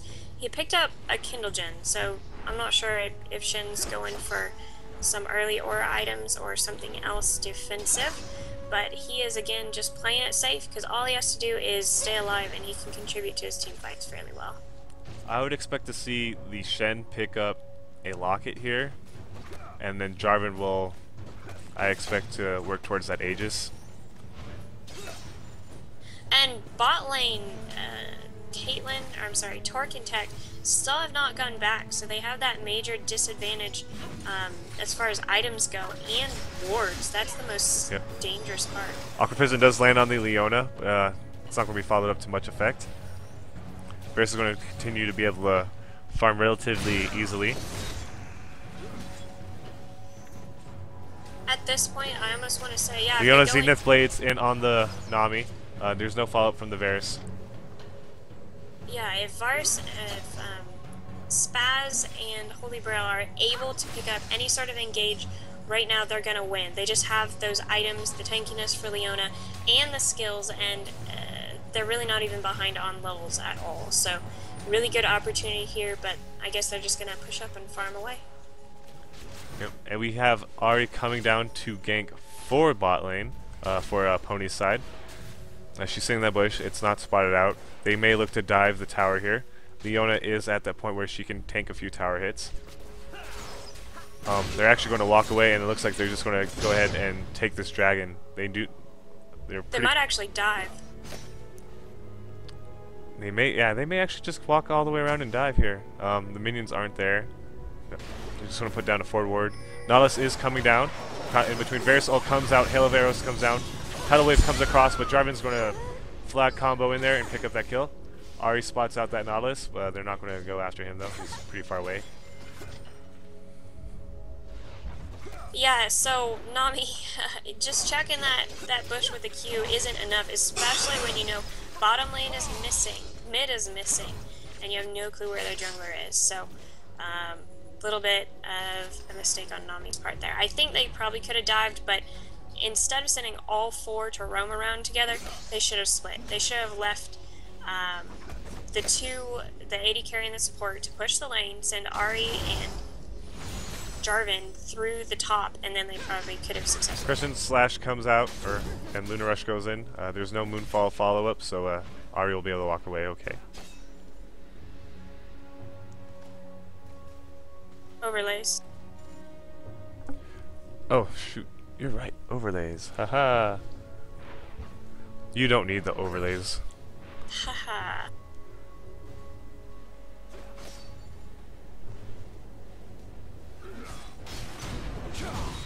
Charm lands on the Nautilus. Knockup does come down. Diana is here though, but so is Varus and Leona. Jarvan dunks on the Nautilus. He flashes out. Ari's probably low. Lands another charm. Exhaust is out. Stun comes down from Leona. That chain CC is just too strong, and Ari is able to pick up that kill. We get another flag toss combo from the Jarvan. Ebb and Flow comes out, but Nautilus walks into the Varus auto attack. Alrighty, man. I mean, we just have such a strong lead coming off from Pony, and they're going to be hard to stop because their team comp and their team fights are just going to be so powerful. So the best I think that they can do right now is lead by example, can farm up and try and, you know, skew the advantage as much as possible. And we have Team Pony picking up the dragon here. Jarvan gets off a good smite. He's going to go ahead and base back and spend his well-earned gold. He's going to pick up that Spirit of the Ancient Golem for himself. A little selfish buy, but you can forgive him a little bit.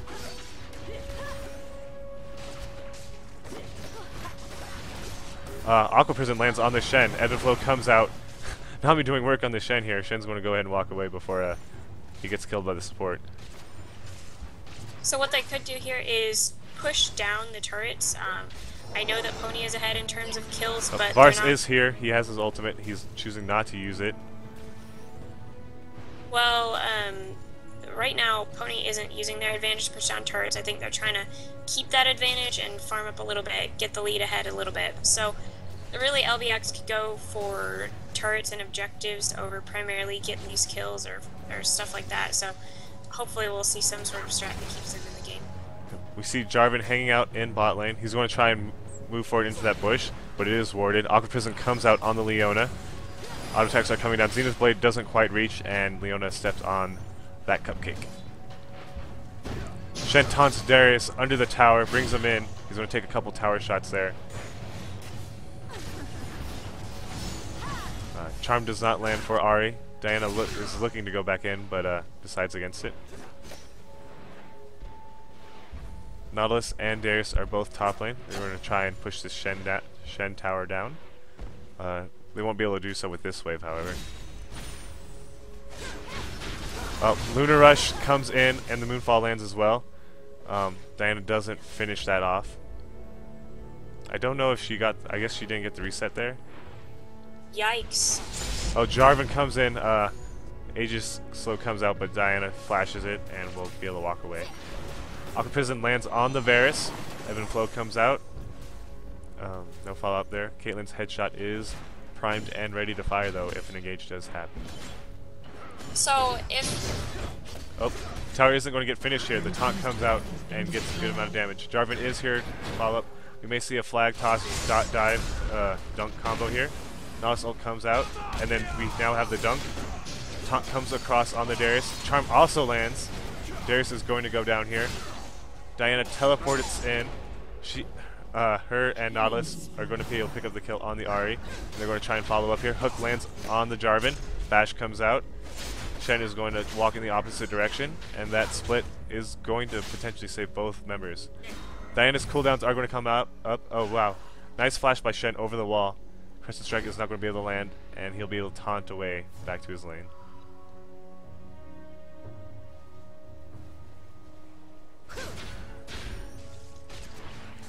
In the meantime, we have Caitlyn and Nami pushing down this bot lane tower. They will be able to pick this up before Varus and Leona return. Blue team's turret has been destroyed. And LBX is doing exactly what I was hoping for. They're not ahead in kills, but they are pushing down objectives a lot quicker this time. I think that's how they're going to want to get their advantage, get that global gold, and get back in the game. Yep. And because of those two tower pickups, they did actually even the gold lead. Their gold will be a little more well spread out amongst their team. Oh, Varus ult comes down. It's immediately cleansed. Leona ult does land, forcing a flash. So we have both cleanse and flash forced out from that Caitlyn, thanks to the two ults of Varus and Leona. That was a good opportunity to dive, but Nasus was in the right place. at Yep. the right time, and Leona wasn't able to get her E off, and that just really sealed the deal. It would have been worth a flash Zenith Blade, but when Nautilus showed up, they just backed off. And it looks like Pony wants to return these tower kills here. Nautilus gets the bash off on the Leona. He's going to continue. Aqua Prison lands and then followed immediately by the hook. Shen's going to go ahead and ult in here. Zenith Blade comes in as the Shen jumps in, and the taunt gets erupted, and we have a pickup by Ace in the hole from Caitlyn. Varus gets exhausted and bashed. He is out of mana. Jarvan is here though. We see a flash come out. Nautilus ult does land on the Varus. Jarvan ult comes and lands on 3 members. Ahri is now here. She lands a charm on the Nautilus. But this Diana is scary. Not a good fight for Pony in this case. Wow, but I think that could have been a lot worse. They're not going to lose Dragon to this. They had a really nice disengage from Jarvan. He went into ult and used it defensively, and they did not get him blown up in time. So everybody was able to make it out besides poor little Leona. Yeah. It makes you glad that Darius was able to operate on that Shen there, because Lord knows what would have happened if Shen was there with his taunt as Leona Zenith Blade in. We have a pretty strong push here in mid. That tower is probably going to go down here. Diana goes in on the Ahri. Ahri's going to straight rush away. Zenith Blade goes back in. Leona is going man mode in here. Charm lands on the Nautilus. Varus is going to pick this up with auto attacks. No, Ahri's going to pick that up. And then Jarvan is going to be able to disable the Diana and pick up the kill there. Charm lands on the Caitlyn, and an auto attack will pick up the kill there. Teleport coming in on the Jarvan standard. Shen is going to help the split push in mid, or the 3-man push in mid as Leona and Ahri base. Aqua lands on 2 members, but Varus is going to continue to do work on this tower. Hail of Arrows comes out on the Darius. He's going to try and do something here. Maybe? No, he's going to go ahead and walk away and give that tower up. Oh, and Dragon is up. Jarvan, Varus, and Shen are going to start this up. Varus has his Blade of the Rune King already, so he'll be able to work through this pretty quickly. And there you see it go. Jarvan's going to smite that. Tidal Wave comes out. Ahri lands in, or not Ahri, Nami lands in Aqua Prison, but there's nobody nearby to follow that up. Shen's going to taunt over the wall. And he knows Mary. Taunt lands on the Darius. He walks to the right instead of the left, however. And wow, they decided not to follow up on that. Probably scared that there were more people there than they wanted. Leona just kind of backed off of that, decided it was not a good idea.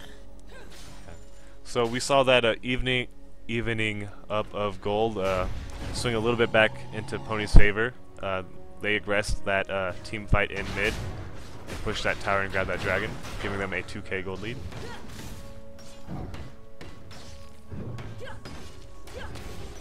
So each of the sides have something kind of interesting going on. Diana's going a little more defensive because we have Ahri here doing so well. Crescent Strike and Lunar Rush come down. Nautilus ult comes across on the Ahri. The hook lands. Shen ult is coming in. Jarvan is here. He gets the knock up on the Diana. She's forced to flash out. The dunk comes in on the Nautilus. Shen is in there as well. Leona gets the Zenith Blade in. Dawn Daybreak's going to come down. It's going to pop. And Shen's going to pick up the kill with an auto attack, I believe. Pony is just keeping this lead here. As long as they're able to start translating into towers, they'll be okay.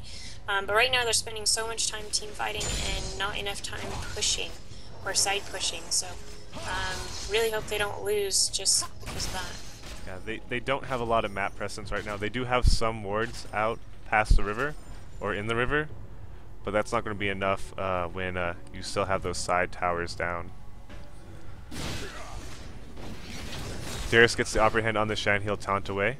Not too much damage coming out there. Darius is farming really well against the Shen. He does have 50 CS lead, but the Shen has been all over the map getting assists and that kill. Yeah, and it might be about time for them to start using that for split pushing. I know that Shen's really strong in their team fights, but the rest of the team can hold their own easily. So he needs to take a lane, shove it till the cows come home. Yep, and now that he does have a Sunfire cape, he's had that for a little while now. That'll help with his split push. Both teams going for a little bit tankier approach this game. You don't see, of course, Nautilus isn't going to go offensive like Nocturne did. You don't see the Aura items yet because Pony is doing too well to have to worry about that, and I guess LBX is just not ready to pick one up. I think they really need to pick up something, though, because the other team is just doing so well. They need a Frozen Heart, a Randuin's, Aegis, something to stop. Leona gets spotted here. They will not follow up on this. That ward does see Ahri. Leona does go in with the Zenith Blade. Charm does come across on the Nautilus. Tower shots are going down on members of LBX. They are going to go ahead and back away. Shen is actually split pushing now. He's going to get that top tower here shortly. Darius has split off, and it looks like he's going to try and cut this Shen off if he tries to get out. He's going to get spotted out. Pings do come down. They know he's there.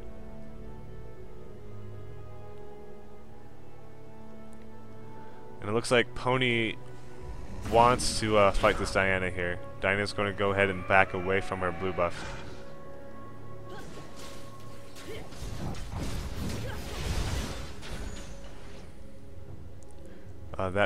Diana's blue did end up going over to Ahri.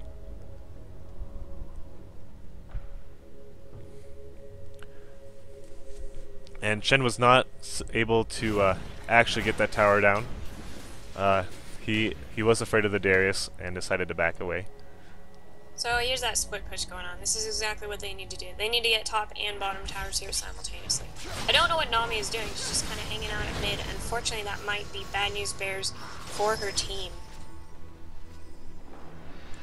We do have well, Nami is coming down now, so we're going to have that 5v4 set up in bot lane. But Shen's ult is up, so is his teleport, so he can be there as soon as he is needed. That top tower is going to come down here shortly. And it looks like Diana went back and is going to try and stop the Shen from getting this tower. Red team's turret has been destroyed. Shen does pick up that tower, and we finally have that tower gap closed a little bit. Nautilus is getting caught out here by the Jarvan, getting knocked up and then stunned by the Leona. Leona looks to Zenith Blade in on other members coming in. Darius lands the Aubrey hand. Nautilus hooks away, but the piercing arrow does land, and we have a good snipe kill by the Varus. LBX was just way too split up there. They're going to have to do a little bit better job of not getting caught, and it's probably due to the ward coverage. We have Diana going in a little bit on the Shen. She doesn't do quite as much damage as she'd like, though. Shen is very healthy right now. Diana is coming in behind Pony's team. No, she's going to actually go back into her own jungle. They're not going to follow up in a fight.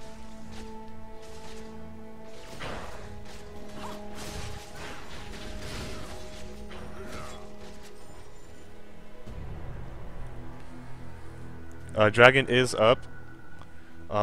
We can potentially see a fight there. There aren't any wards on it, as far as I can tell. Nami's icon is a little too big for me. So this is a good pickup by LBX. Again, without the pink, it's really risky because if that had been warded, they could have lost this team fight straight out. But they were probably aware that Pony had just backed, which made a safe opportunity for them. Yep.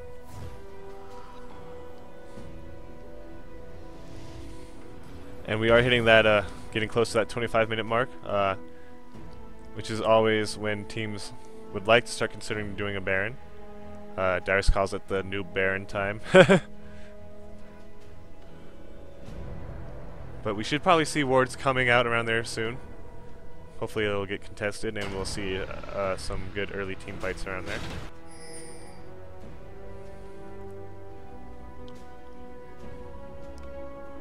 Nami does in fact ward over the wall in Baron.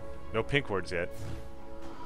So, Pony has such a massive advantage, and I really need to see them push down some turrets. It looks like they're giving it another shot here. I know the last time it wasn't successful because they didn't want to dive, but I really think if they need to dive, that's fine. I mean, they're that far ahead at this point. Jarvan and Leona at this point are both strong enough. Leona doesn't really need items to be tanky enough to take on a tower. The Diana is going on the Shen, the tent comes out. Diana is going to continue to chase this Shen. She does get the Crescent Strike and the Lunar Rush, but Shen's shield is enough to absorb most of that damage. And I don't know that Diana split pushing here is the right idea. Shen could really just teleport away to help his team. It might even be the last team fight of the game. We see a lot of the members backing here to stop this push, but if they want, they could easily push and take out this inhibitor. Yep. They're backing off. They're playing a little bit too safe. They really have such a huge lead, and with Shen able to teleport in, they could nab one of these guys and go right in. Yeah, and they did get the inhib tower down, so there's really no reason to back out there.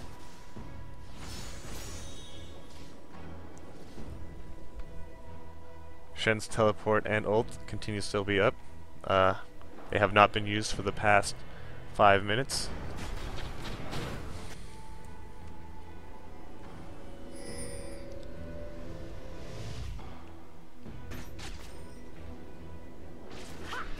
So as far as it is into the game, it's probably about time to start seeing some pink wards on Baron. The reason being, as long as Pony is able to win one good team fight, that was pretty funny, but as long as Pony wins one good team fight, they could easily Baron or just end the game. So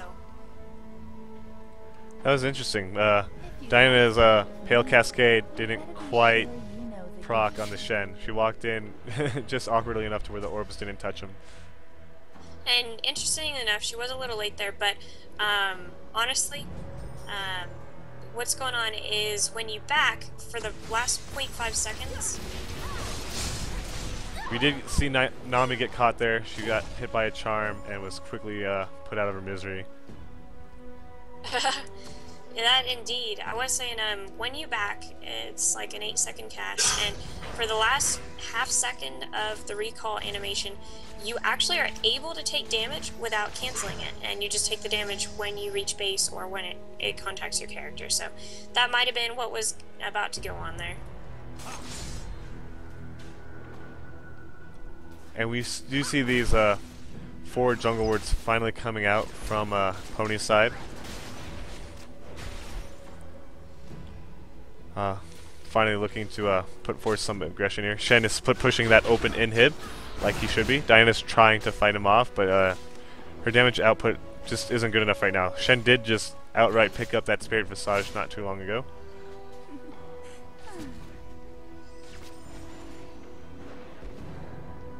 The split push is pretty effective. Oh, here. another charm lands on the Nami. She gets just vaporized by the Jarvan and Varus poke. Diana is continuing to go in and harass this Shen.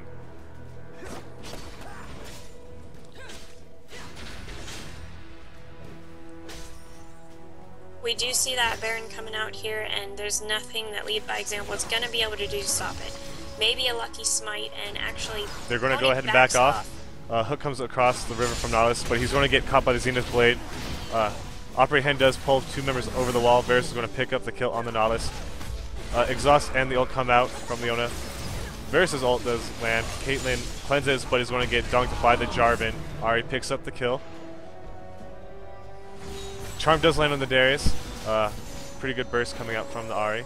Though Darius himself is also pretty tanky and doesn't take too much pain from that. Jarvan puts down his standard, hoping to take this tower down as fast as possible. Varus does get apprehended. He does pop his barrier here. Darius is doing work on this. Diana does pick up the kill. Another Lunar Rush comes out from the Diana. She's going to try and follow this up. Crescent Strike comes out. Ebb and Flow does land. Shen's Stand United is going to come down. He does come down. Charm does land. It doesn't look like they'll be able to quite follow this up as much as they'd wanted to. Aqua Prison does land on the Leona. Leona's brought really low. Apprehend does come down. Darius is probably going to dunk this Leona. He does, but Darius does pick up the coup. Diana does get another Lunar Rush onto the Ahri and pick up the double kill. Basing in inappropriate places is never a good thing. League of Throws. Really, Pony stayed way too long there. Starting from the beginning, I saw Ari left out when Leona and Shen were already back in the base. So it was a dangerous place for her to be in, especially with her ult down. And just off of that, Shen ulted in, saved Ari, and then they seem to go back in. I don't know if there was a miscommunication between Leona and Shen, who are mostly DPS lacking, going back in on to LBX, but that caused an extra kill to be dropped on there, and Diana is just becoming a little bit stronger because of it. Yep. Diana was able to bring herself back into this game quite a bit thanks to that double kill pickup. And she's also farming herself up pretty well here too. She does have the CS lead in the game. She also has the most gold in the game overall. That was not the case about 1.5 minutes ago. Caitlyn trading really well with this Ahri. This Ahri is taking a lot of ace and hole is going to come down. It's not going to be quite enough to finish her off though. LBX seems to have changed drastically here. They've become radically more confident. They do still have that inhibitor up, so this might be an opportunity for them to do something. They see that Shen is bottom, and they might go for Baron. It's pretty safe at this point. They know that Pony just backed out completely, and the ward coverage in Baron for LBX is absolutely amazing. Yep. Shen is brought really low against this Diana here. We do have 3 members for Pony here, but it's not where they want to be right now. This Baron is going to be going to lead by example without any contest whatsoever. Nautilus lands the clutch might against the heated competition there. Caitlyn landing auto attacks with the red buff.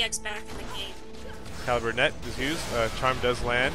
Varus ultimate comes across the Nami and continues on to other members. Leona ult comes out. Varus is brought really low against this Darius, but he continues to live. Blade of the Rune King keeping him alive. And he's able to duel out that Darius. Ahri is fighting off against this Nautilus and Nami. Ahri actually picked up the kill on the Darius. I didn't notice that. Varus is able to keep fighting and pick up the kill on the Nautilus. Diana goes in under the tower on Ahri. Shen and Leona are now fighting 2v1 against this Diana. Diana does not put damage out on the 2 tanky members and is going to get finished off by that Shen. Unfortunately, I think that LBX had a good opportunity there, and it was kind of a sloppy engage I saw from Pony onto LBX. I don't know if they didn't see the Baron or if they just didn't care, but despite all that, they were just too far behind, I think, at this point to win a straight 5v5 where everyone is there and everyone is available. Yeah. You do have a now 6-1 and 7 Varus going against a 2-3-0 Caitlyn. That Varus just has that item advantage. Blade of the Rune King was effectively used there, keeping him alive against that Darius.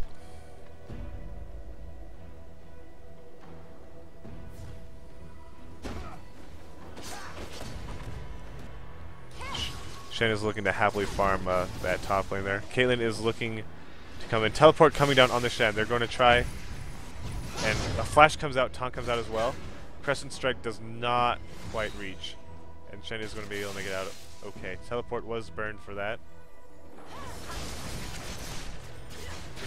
Red team has slain the dragon.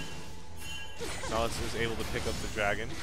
Ahri is going in on this Diana and this Caitlyn. Crescent Strike comes in along with the Lunar Rush. Zonius comes down. Another Zonius comes down from the Diana. But Varus is here and so is the Jarvan, and Varus is going to be able to pick up that kill on the Diana. Wow, we saw kind of the tango of Zhonya's there happening. It was kind of cute, but Ahri had the advantage, especially with Shen coming in on that. And Pony is keeping a decisive advantage here. LBX is playing pretty well. I'm a little bit disappointed that Pony hasn't pushed down the inhibitor at this point, but they're probably just trying to play it safe here. Yeah. I want to see Shen split push a little bit more. I don't know. It's possible that LBX doesn't realize how close they are in this game at the moment, and Pony doesn't realize that they have an advantage. Even though they have that 12 kill lead, They're playing very passively. Yes, I agree, and it looks like we might get our split push going on here again. Yep, and Nautilus is basing, so it doesn't look like we'll have anybody challenging the Shen here for a little while. We have a blue buff steal coming out. It's not going to be contested. Ari's going to be able to pick this up without any issues whatsoever. Oh wow, this Nami is going to get caught out. Zenith Blade Jarvan combo. And a Varus auto attack, even with the flash, is not going to be enough. And while you're at it, you might fix the team labels.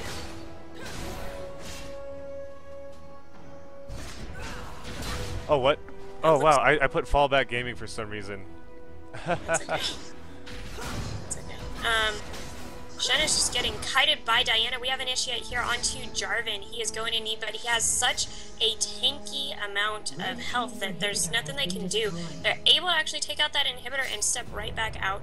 The reason behind that is we have Diana doing this 1v1 thing with Shen, but she never really teleports in. So I haven't seen really effective use yet of that teleport. It might be because Diana's not really used to running teleport and matchup, but they're not quite playing the split push how you should.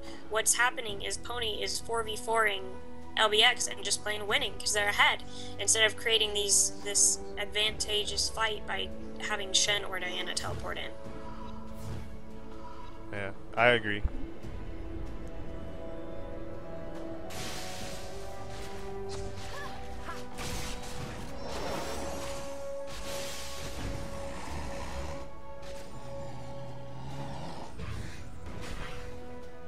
Meanwhile, we have Varus is doing incredibly well, and yet LBX is more or less throwing. They have no Frozen Heart, they have no Randall Ones, and those items are so key to shutting down a fed enemy AD carry that I think it's really hurting them at the moment. In addition to that, I'm not seeing any Aegis or Runic Bulwark picked up. Those as well are very effective against, like, someone, for example, Ari, who is doing relatively well. Instead, they picked up, you know, a couple Warmogs and everything, which is great, but as a team, they aren't cohesively contributing to everyone's defensive stats. Yeah. LBX is definitely lacking in the team aura item department. They have an Abyssal Scepter and they have a Shurelya's, but that really only benefits the Diana. Yeah, and it seems to be maybe a trend on the jungler's part. It's possible that Thor just isn't used to playing supporty junglers, but on Nocturne as well, he didn't really pick up any aura items or anything like that. And when you have a jungler that isn't really going to do that, you have to have someone to fill that role. In this case, it would be the support. But the support went straight for Shurelya's. It's really great for disengaging, something that they could use right now, but I almost want to say they needed the aura items more than that disengage. Yeah. And it's really a shame because supports don't typically pick up the really, really heavy aura items because of how expensive they are. For example, if Nami had started on it now, she could probably have one item, but that's it. As opposed to, by now, Nautilus or Thor could have picked up one, maybe even two aura items. Yeah, and that's just the goal disparity between the different roles. A lot of times you'll see a popular way to distribute those aura items. You'll see the jungler pick up the Bulwark and the support pick up the Locket, because the Locket's significantly cheaper than the Bulwark. Definitely, and that Locket also has valuable health that the supports really need to keep from being squishy. Yeah. So, I mean, yeah, and again, Locket would have been an excellent AoE defensive item to pick up against the massive damage that we have coming off from Varus, Leona, and the AoE taunt from Shen. Right, but I guess not. Baron is up. We're going to see Pony taking this. LBX is definitely aware of it. They're running there right now. Baron is dropping really fast. Pony may just try to finish this off. Tidal Wave comes across, and Nautilus is able to secure that Baron steal. Varus ult comes down, Shen taunt comes across, Leona ults 3 members, and Jarvan dunks just as many. Darius is going to be able to shut down this Varus, however. He's caught in the middle of everyone. Diana's walking out of the fight. Stand United is coming across on someone. Shen is not going to be able to pick up a kill on Darius. Darius's Baron health regen is just too good. Oh, Ari misses her charm on the Caitlyn. Caitlyn's going to be able to pick up that kill with an auto attack. But in the meantime, LBX's base is getting destroyed. So, yeah, wow, that was definitely an interesting team fight. The second Nautilus showed up, man, that Baron was his. He is just too good at smiting that, and that's amazing. But the problem was that Pony was split up. I saw Leona trying to go at it onto Caitlyn, but Varus got ripped completely apart. Meanwhile, Shen wasn't able to effectively ult the AD carry in time, and just everybody was all over the place. So Pony maybe just a little bit distracted by Baron and the odd initiate there. Really keeping a lead by example in the game though. They did lose a Nexus tower for that Baron fight. Hopefully that won't hurt them too bad. They will get their inhibitor back right now.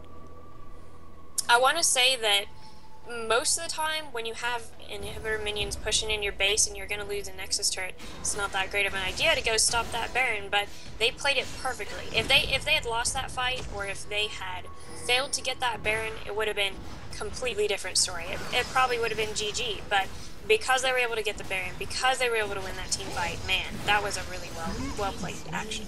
Yep. And we have Pony picking up a dragon, having a very slight gold advantage right now, almost meaningless at this point. Both teams pretty even, other than the map precedence based on tower objectives. So you notice that even though Pony has such a large kill advantage, the gold advantage has not really occurred because they're not really pushing down turrets ahead of lead by example, and their farm has kind of fallen off. So really Pony is giving that opportunity to lead by example, to farm up and come back into the game. I know in the beginning that with the excellent team comp that Pony has, lead by example just didn't know how to react, but they've really picked up their game, they're learning to adapt right now, and it's getting a little bit dangerous. Yeah, I mean you have two members on lead by example with over 300 CS, about 80 ahead of each. Well, Diana's about almost 100 ahead of Ari, and you have Caitlyn who's almost 80 ahead of the Varus, so huge disparities there.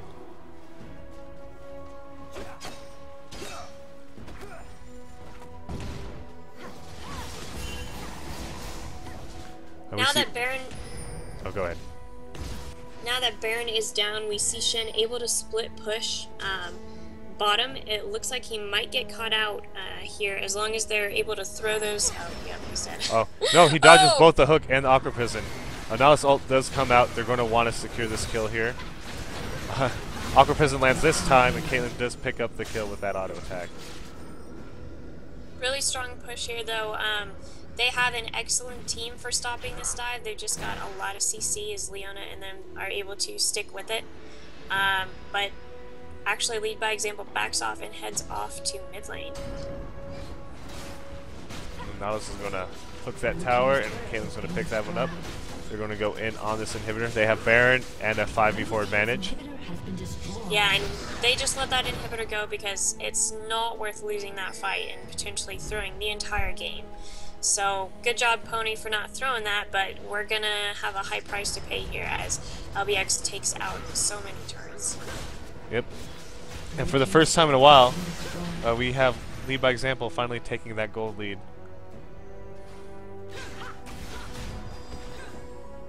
Their efforts have been paying off, definitely. Just farming up, playing the slow game, drawing out the game to allow their advantage to come back.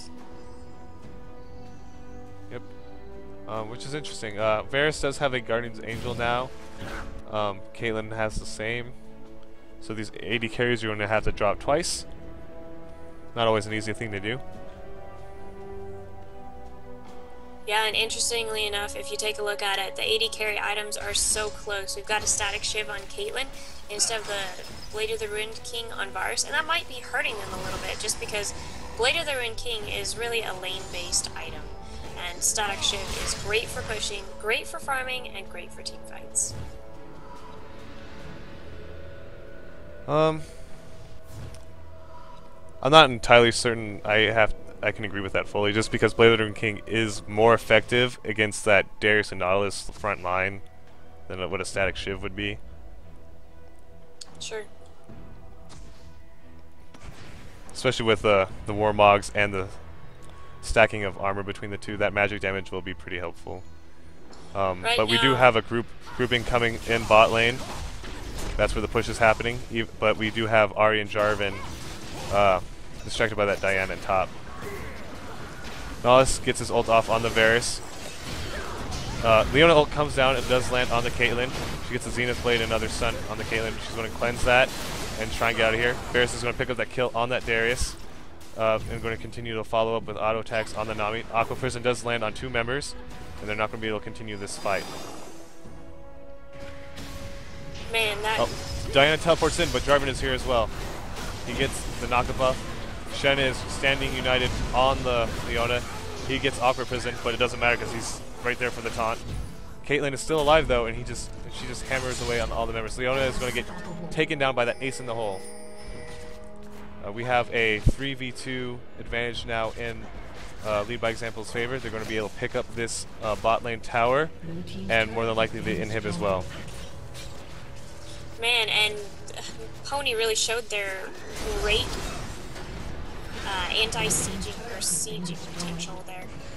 At first, they thwarted the tower attempts by getting a great head on that fight, but they stayed just a little bit too long, which gave Lead by Example the opportunity to come back and make some kills there. Shen didn't block the Stand United, or I'm sorry, the ultimate from Caitlyn, and everyone was just too low to defend against that at that point. So.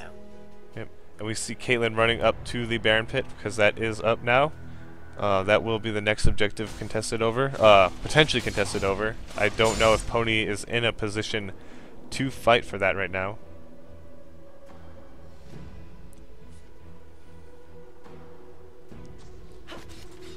Wards and traps are being put out, and they're going to go ahead and start this right now. Caitlyn is not helping.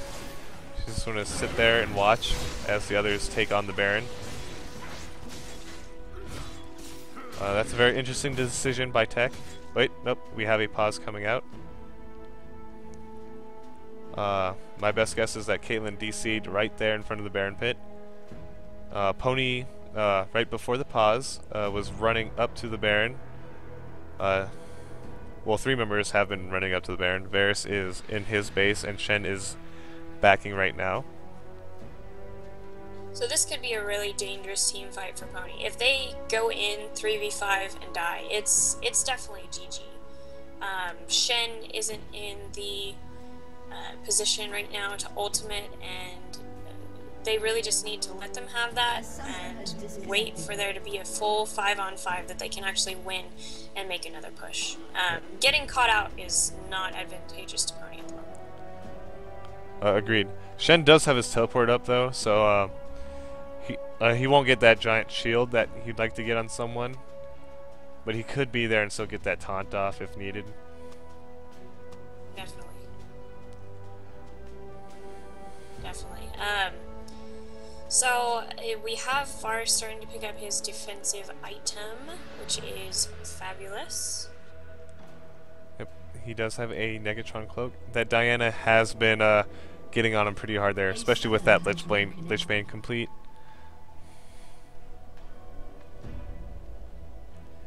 Alright, we have a reconnect by the Caitlyn, so we should be getting back here shortly. Fabulous.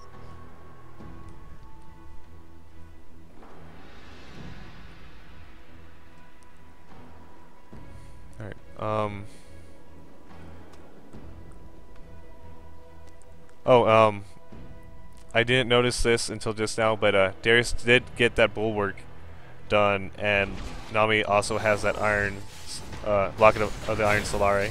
Hook lands on the Leona. Bash comes out. Moonfall comes across on the Leona.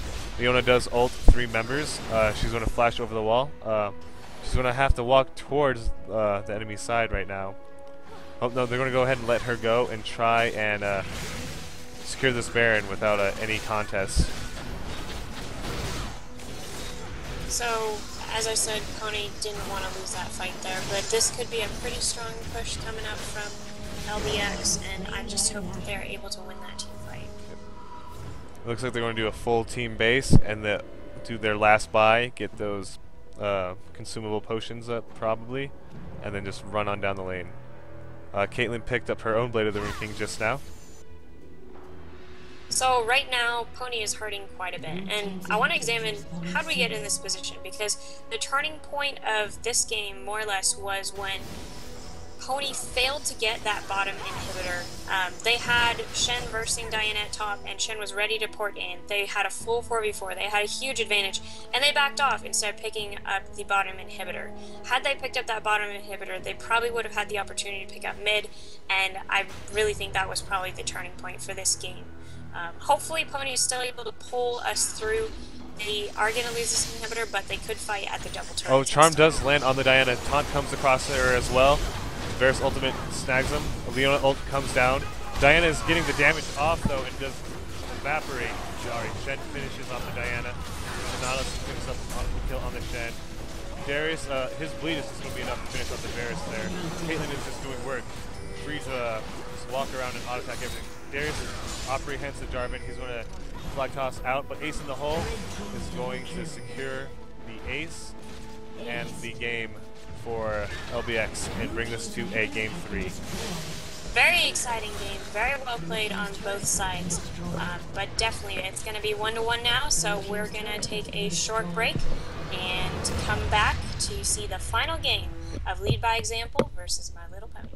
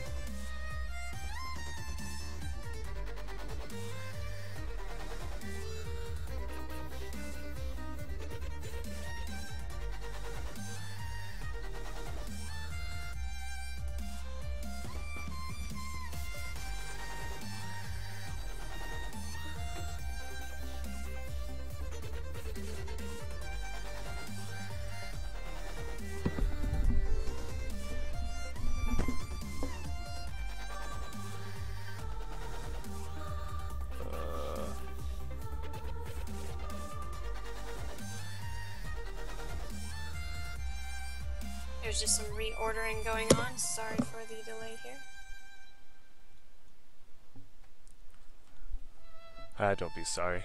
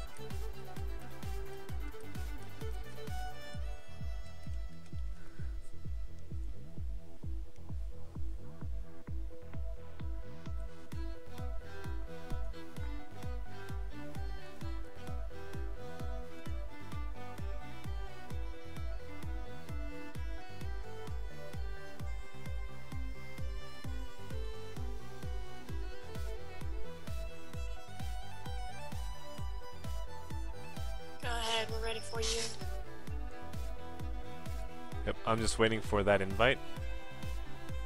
Or manually join.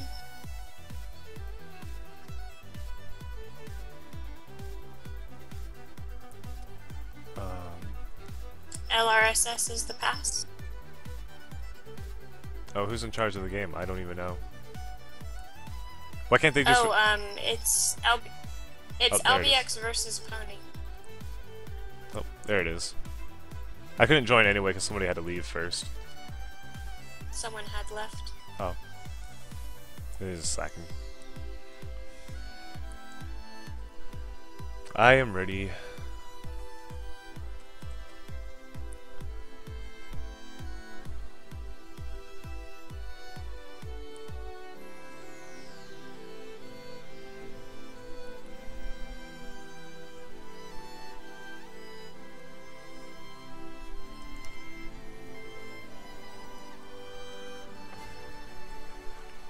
Alright, we are into picks and bans.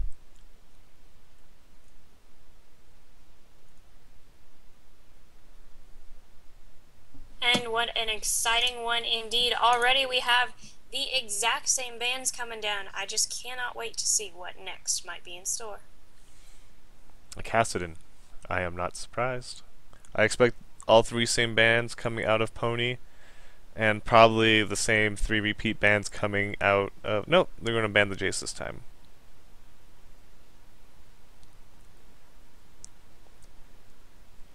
Shwani banned again.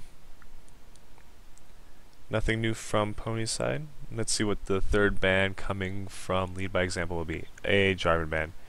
They're going to leave Hecarim open. I wonder if they're planning on first picking that away.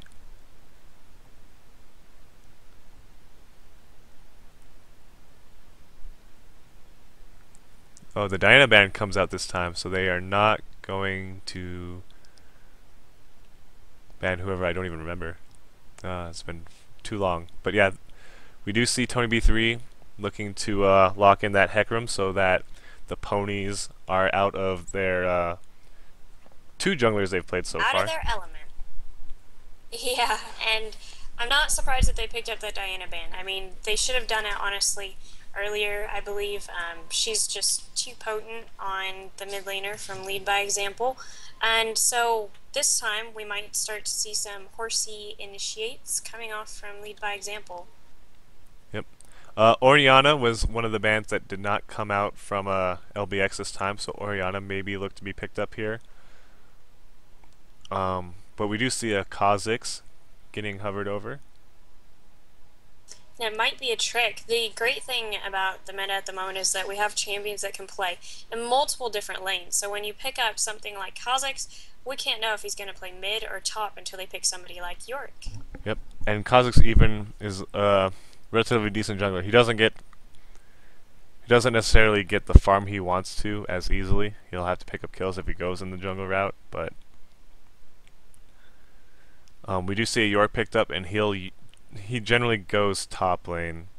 We'll see how that turns out.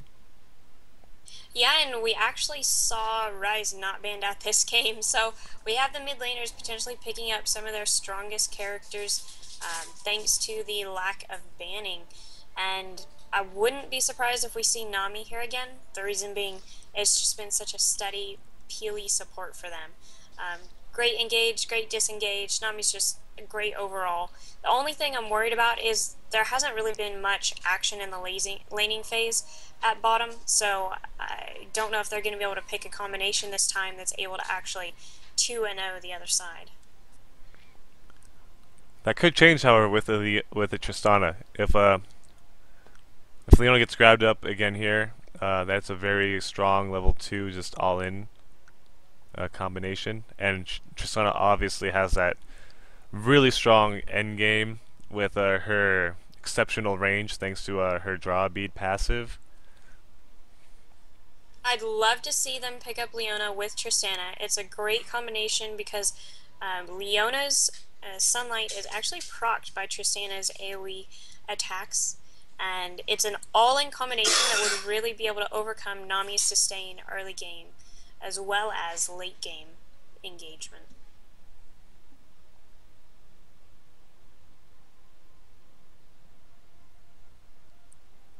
Oh wait, we do have a player change. I am defective is not in this game. Yeah, it looks like they had to sub somebody else in, and that's probably why we didn't see the exact same bands coming out here. Yep. So it'll likely be a Kha'Zix mid with Nocturne going in the jungle on Pony's side. We have Varus getting picked up as well as Cho'Gath by uh, lead by example.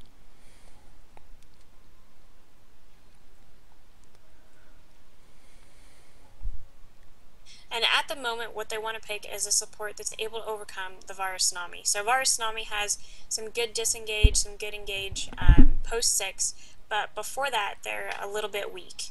It looks like they elected to go Sona Tristana, so they are going to be able to match the sustain of Nami, which is something that Pony has not had up to this point. Might turn it in a little bit to a farm lane, which will mean that we'll be looking to see how well Varus is able to position, use his CC, and etc. in team fights to combat the ultimate AD attacking power of Tristana, because she just has such a strong late game that it's going to depend on how well Varus is able to play with his skills. Yeah. Especially with that Yorick combination, having two late game Tristanas can be absolutely terrifying. So positioning and choice of engagement is going to be pretty important on the side of lead by example. But they do have the really heavy scaling Rise. Rise is one of the best scaling AP mid champions.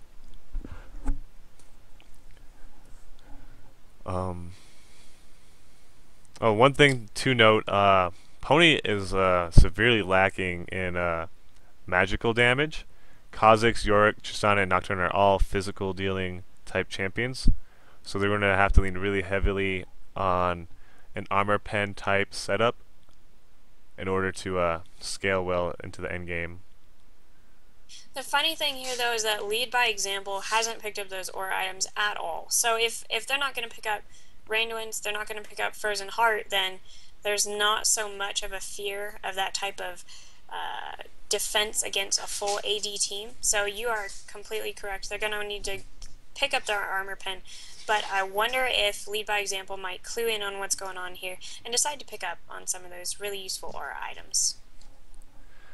Yeah. At the very least, pick up that Aegis for that armor buff. And then the Randuins will definitely be needed by the time the end game comes around because Yorick, Tristana, and Nocturne are all really heavy on the auto attacks. So it's kind of interesting. This is somewhat like a replay of Game 1, but we have the junglers have swapped roles now. It's really going to depend on how well Hecarim is able to initiate.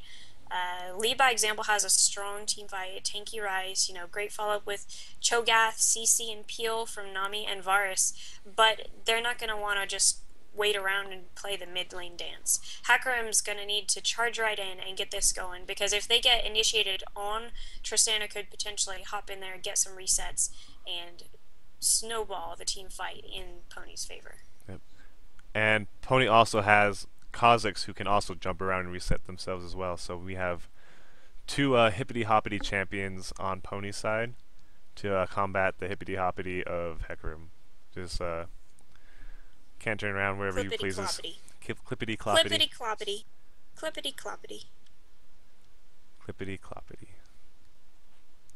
Alrighty, so we'll be looking here to see a farm lane in bottom lane. Maybe we'll see some action in mid lane, but top is also probably going to be a little bit passive just because we've got Yorick, who's able to sustain pretty well against Cho'Gath, who's also able to hold his own fairly well. Might have to wait it out till the team fighting phase, see, really how that's going to play out. It's going to largely depend on who engages first, because both sides have the really strong engage from the jungler, but both sides have some interesting disengage. They could use easily Sona and the hops of Kha'Zix and Tristana to get out, as well as Nami, easily can help them escape Pony's wrath as well. Yep. Looking at the early game level 1 strengths and weaknesses, Nocturne and Hecarim are both relatively strong junglers. Nocturne is a little stronger early on. Sona has that really strong power chord poke at level 1, but Nami will have her Aqua Prison for that CC, and in general, Pony doesn't have a comp that screams, "We want to fight you" at the very beginning of the game.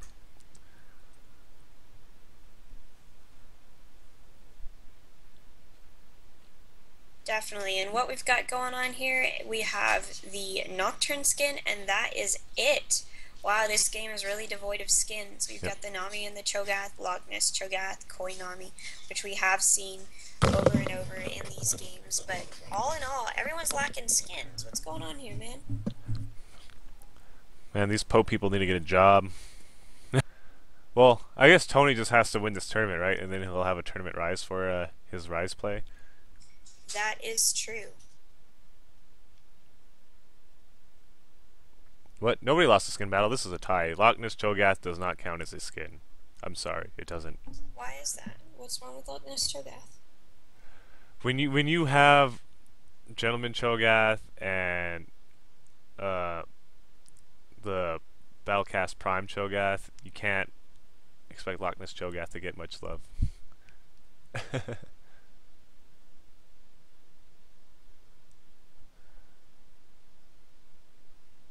Alrighty, yeah, we've got moving into the game here. Nothing terribly exciting for Summoner skills. We have teleport on each team. Up to this point, I haven't seen really effective use of the teleport.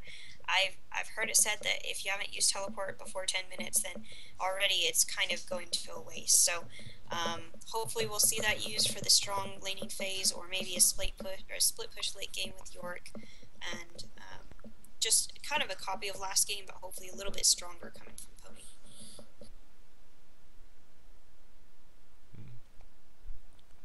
Alright, and we see coming from the crowd, we have some cheers for both teams.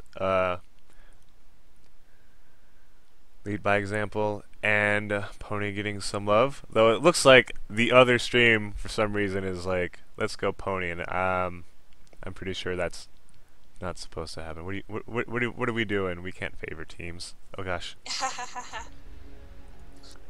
That's pretty funny. Alright, so we got some standard buys coming out. Support's got their typical utility masteries. Nothing super tanky. Is gonna leave Sona a slight disadvantage in the beginning. A lot of times happen to go with tankier masteries on Sona because she is so squishy. But I guess they elected not to, so I don't know. We could see some plays coming off from Varus with that uber slow and Nami's awesome Q. Yep. And Nami's been doing a pretty good job landing a high percentage of her Aqua Prisons. And that's definitely helped Lead by example do well in most of these engages up to this point. So we do see both teams playing it safe. There's nothing crazy going on with the level 1s. I mean, Rise stun, Nami Q, and Cho'Gath's knockup is pretty good, but I think that they just want to play it safe, being that it is the third game in the match, and nobody wants to throw at this point already. Yes, that's very true. Though, you shouldn't feel too much pressure because this is the winner's bracket, and the loser will still have another opportunity to continue on in the tournament in the lower bracket.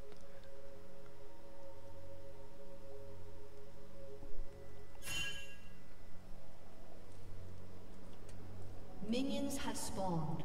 And we have some good words coming out here from Lead by Example. We have the typical ward for the mid laner and also a ward to defend against an invade on red. But no such invade yet. And with Nocturne, he's great at farming up, but he's most effective when he hits 6. So I don't think we'll really see anything crazy coming out there. Yeah. You can get a potential level 3 gank from Nocturne. He just has to pick up his Sphere. This all depends on when he chooses to do so. We get smiteless leashes for both sides. Pretty standard there. Blue side did pick up the Golem advantage. So already we're going to have Lead by Example pushing that advantage and pushing the lane so that they're able to pick up level 2 faster and hopefully make a play. They're gonna have to keep someone in that queue from Nami so that Varus can follow up with that poke, and right now it's definitely gonna be Sona. She's just way too squishy at the moment. And she doesn't really have anything to save herself from that. She doesn't have the heal. We have Kha'Zix jumping in on the rise. That burst damage is really high. Ignite comes down. Is this going to be enough? Flash and the auto attack will secure it. He takes one tower shot, but it doesn't even matter. Holy cow, that was very well played. Really going to give an advantage already to Hecarim is charging in on this Kha'Zix. Kha'Zix does hit 3. He's going to be able to jump over that wall and get away from this Hecarim. And we have an excellent first blood coming down onto Pony. I guess it was just a little bit of a wrong choice for Rise to be out so close. We have York going in on the Cho'Gath. Very high damage here. Nocturne is fighting against the Hecarim. Hecarim's Spirit of Dread is down. He won't be able to sustain well right now, but they're both going to go ahead and back out. Good choice to back out indeed. Hecarim might have been able to follow up a little bit on Nocturne because Rise was coming in, but Nocturne was well aware of that and decided it was time to slip out. Meanwhile, I want to point that Yorick's doing his thing, getting a lot of great harass onto Cho'Gath. So far, able to overcome a lot of the sustain that Cho'Gath has, but I think it's just going to be a farm fest up top. Yep. But right now, the farm fest is going in Yorick's favor pretty handedly. Well, there is such a huge creep wave there for Cho'Gath to pick up that it might actually be a little bit even on CS. Depends on how well he is used to CSing under turret. Meanwhile, we have bottom lane just shoving, which is kind of dangerous because we got Nocturne here kind of hanging out. Not sure that he's going to be able to do much, but they do have that bush pink so that if Pony were able to push up, they might be able to make something happen. Yep, and you're right, Cho'Gath is only 3 CS behind being able to effectively farm under his tower. Hecarim is coming in for the gank. The snare did land on the Kha'Zix. Kha'Zix times his jump pretty well and gets knocked back into his tower with the help of Hecarim. Sona poke comes out. Not too much damage coming out from that one. So already we've got a good little lead on Pony, and now Kha'Zix just needs to play it safe, you know. He's farming, he's sustaining, and there's no reason for him to go out on a limb and try and kill Rise again, especially as Rise grows stronger until Kha'Zix can get a little more farm and items under his belt. Yep, and Kha'Zix may try to do so again once his Ignite does come back up, but that is still at least a minute away. Definitely, we have a little bit of zoning going on here. Nami and Varus have a lot of pressure between their Qs and just that entire poke against Sona and Tristana, so they're having a hard time keeping up here with that lane having mostly reset, and we might actually see Hecarim step in because consistently Lead by Example is able to push up enough for Hecarim to slip into that second push there. Yep, and Hecarim is patiently waiting here. Nocturne is coming down. He's just going to go ahead and show himself in the lane. Dustbringer does land on the Varus. The Fear is going to proc on the Varus. Spell Shield comes out and a flash. He's going to not get killed by that Nami. Teleport comes in from the Rise. He's not quite ready to... Oh, he does flash near the Tristana. He's going to land the Overload. But Tristana is going to be able to tank that damage and back away safely. Kha'Zix is going to go ahead and free farm this mid area. And is now... Nope, he's going to just continue to push mid. So, Lead by Example did a great job of focusing Nocturne down, but just weren't able to get the kill because they were a little bit split on that, and immediately the fight turned. You know, they went in after Pony, but the problem is that Rise teleported way too late. He probably should have teleported at the beginning of the fight, and it definitely could have been a good 2-3 kills for Lead by Example, but because he came in so late, he wasted both his summoners and wasn't able to pick up a kill at all. Meanwhile, Kha'Zix was pushing mid, so he's lost quite a bit of an opportunity there. Varus putting out some good poke on that Sonus. She's going to be forced to base here as Tristana returns to lane. Both York and Cho'Gath starting to run pretty low on mana. Yes, and you see Varus going back. He's forced to go back. He probably could stay and farm, but he's out there dangerous without any wards. The jungler could be near, and most of all, Tristana has picked up some extra items. So when it comes to bottom lane, you have to go back when the other person goes back roughly, because if you don't, you're just going to be at a disadvantage as far as item goes. At this particular point, I'm pretty surprised, but Varus has such a lead that he's been able to pick up a straight BF sword, so really kudos to that great, awesome farming there. That 20 CS or so has given him a lot, almost a full kill up on Tristana, pretty much.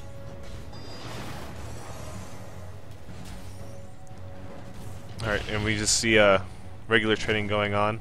Kha'Zix was given the blue buff by Nocturne. I believe Rise also has his blue buff? I couldn't quite see it. Yes, we do have double blue buffs, double tiers, and double the farm, 43 to 43 in the middle, both doing a really good job. At this point, if Kha'Zix just keeps the farm up, he'll be able to keep that slight lead. The only thing I'm afraid of is the tankiness of Rise really getting to be built up, so I'd prefer that they were really focusing on shutting down that Rise, and we might see that here with Nocturne coming in around the side. Yep, Nocturne is coming in. There are no wards over there, so he won't be spotted out right now. And he's Unfortunately, I don't think that they're going to be able to make much happen. Oh, Kha'Zix does jump in. The snare comes out. Paranoia lands. The fear is going to go off. Oh no, Nocturne is going to pick up the kill with that auto attack. He took. And I'm wrong. Yeah. Nocturne making things happen very quickly there. Very good ultimate in there, and Cho'Gath just wasn't. I'm sorry, Hecarim just wasn't there to make that counterplay. What you want to make happen when you jungle is not only do you want to gank, but you want to counter gank as well. And Hecarim's not coming in too strong. Dustmare comes out. Nocturne is just kind of going forward here. Throws down his fear, but is going to walk away, not actually proccing that. Cho'Gath did return with a buy, and so did Yorick. Cho'Gath buying the giant spell, while Yorick chose to go after that Spirit Stone for a little more sustain. Right now, as great as it is that Nocturne's just kind of hanging out, bottom lane can't really make anything happen unless they have their jungler because of the BF Sword on Varus. He's just really powerful right now. Instead of going for that Blade of the Rune King start off, he went straight for the BF Sword, and his poke and his damage is just too much for Sona to outkill. Pretty dangerous situation about to happen. Tristana getting the best of Nami in these trades. Hecarim is in bot lane. Rupture and Silence do land on the Yorick. Cho'Gath is trying to get these trades out on the Yorick, while he has the minions in lane advantage. Oh, Kha'Zix is here in top lane. Rupture lands on the Kha'Zix, and Cho'Gath is going to flash away. So that's a really good opportunity for Kha'Zix to roam top. The only problem is they're going to need to follow it up to take advantage of that flash cooldown. So we'll be looking for a gank top. Hecarim ults in on the Tristana and the Sona. Sona ult comes out, crescendo. She attempts to flash away. I don't know if she'll be. Oh, she will be able to make it around the corner. No kills come out. Ults are expended by both Hecarim and Sona. And the dragon was prevented. The ward coverage here is a little bit abysmal. Nobody really having any pinks going down until just now onto that dragon. And it is going to go to lead by example because, I'm sorry, Pony. I'm really surprised that it went down that way because Kha'Zix was top, he was roamed up there, and it was a great opportunity for lead by example to pick up a dragon. But they didn't have the pink ward coverage. Nocturne going in on this Nami. He puts down his fear. He spell shields the tidal wave, but is exhausted. The poke from Varus and his piercing arrow nearly taking that Nocturne down.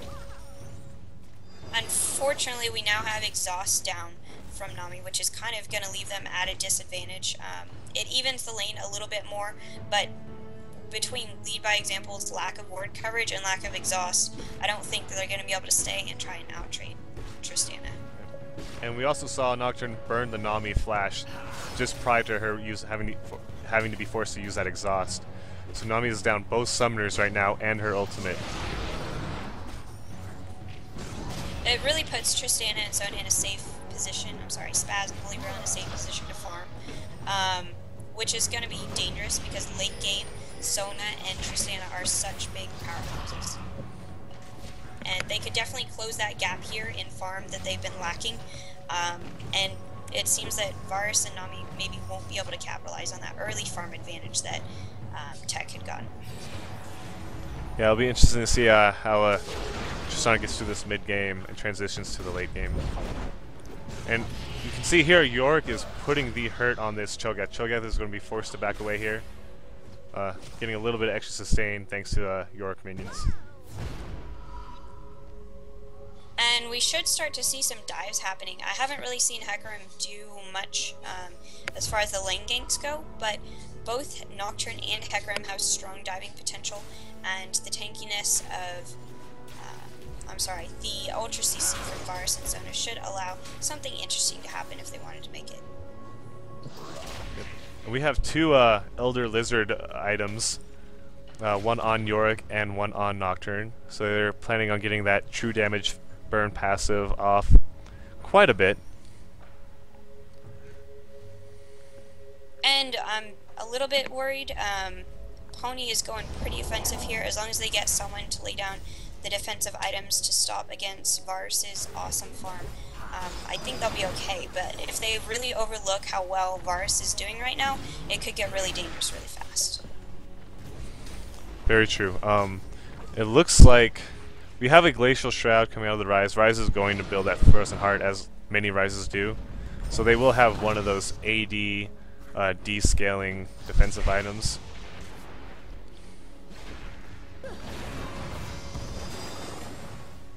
And it's pretty much a sustained farm fest in the bottom lane. There's no ward coverage for Lead by Example, but they're able to just barely spot that Kha'Zix is missing and back off. I'm really surprised. They've really been pushing up pretty Hecarim far and back. Cho'Gath fighting the Nocturne and Yorick in top lane. Yorick's minions are going to be able to pick that up. Nocturne has the fear going down on the Hecarim and picking up the double kill with Yorick. Nocturne uses his paranoia to stop the Rise from being able to snare and potentially murder the Nocturne. So good use of paranoia there in a defensive situation.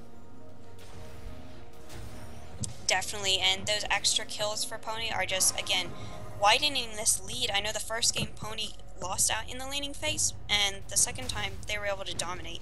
So with this domination, again, it's going to come down to, can they press their advantage, or are they going to let it sit? I know that bottom lane really needs to farm up, needs to catch up, but somebody's going to start taking a turret. Somebody needs to get that turret down.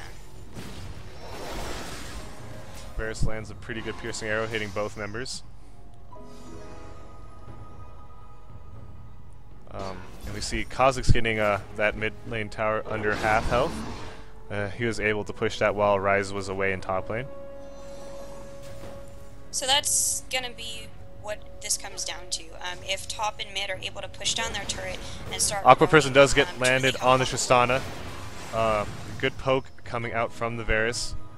Surprised that there was no follow-up with the Varus ultimate.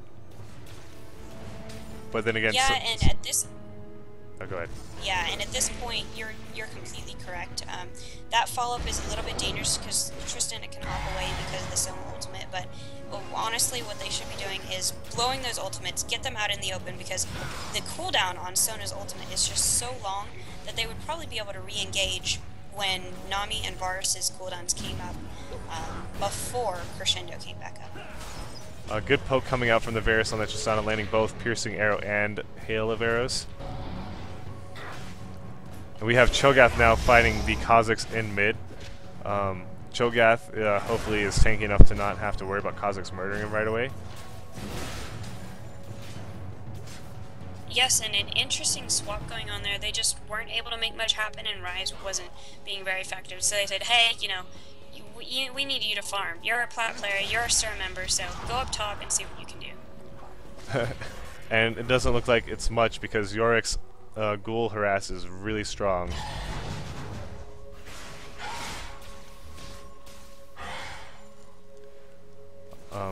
That Ghoul Harass is really impressive, and it'll be even stronger as soon as that Manamune does transform, because each ghoul will proc the Lizard Elder true damage proc, and if you have the Manamune out, it'll also proc the physical damage bonus from the Manamune.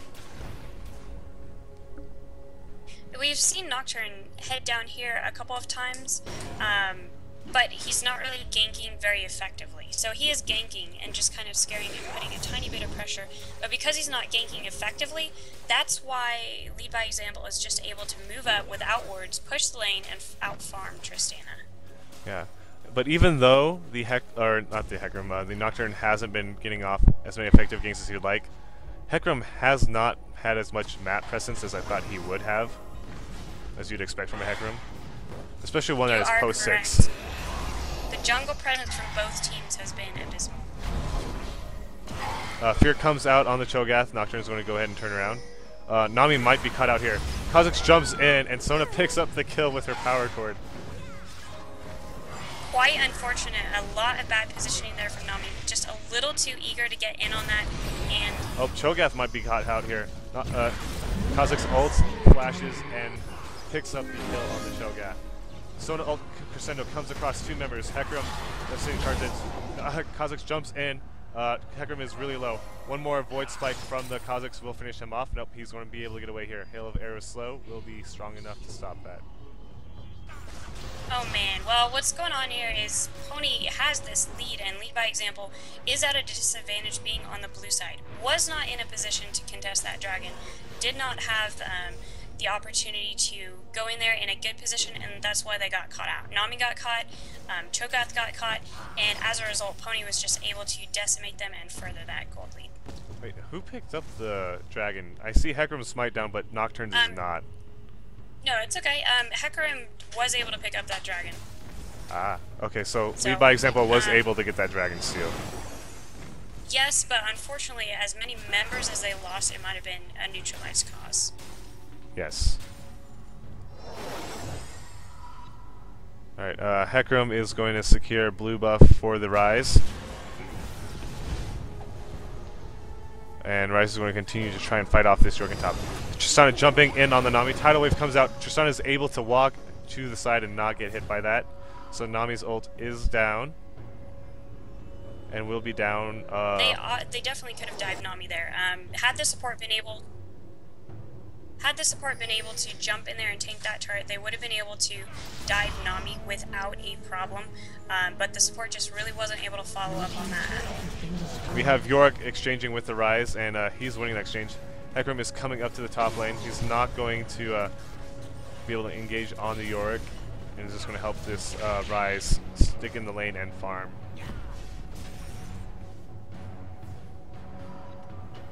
So it's great that they got this bottom turret. Pony got the bottom turret. They're going to need to keep translating this over and over to the mid lane and the top turret. So I'd really like to see them push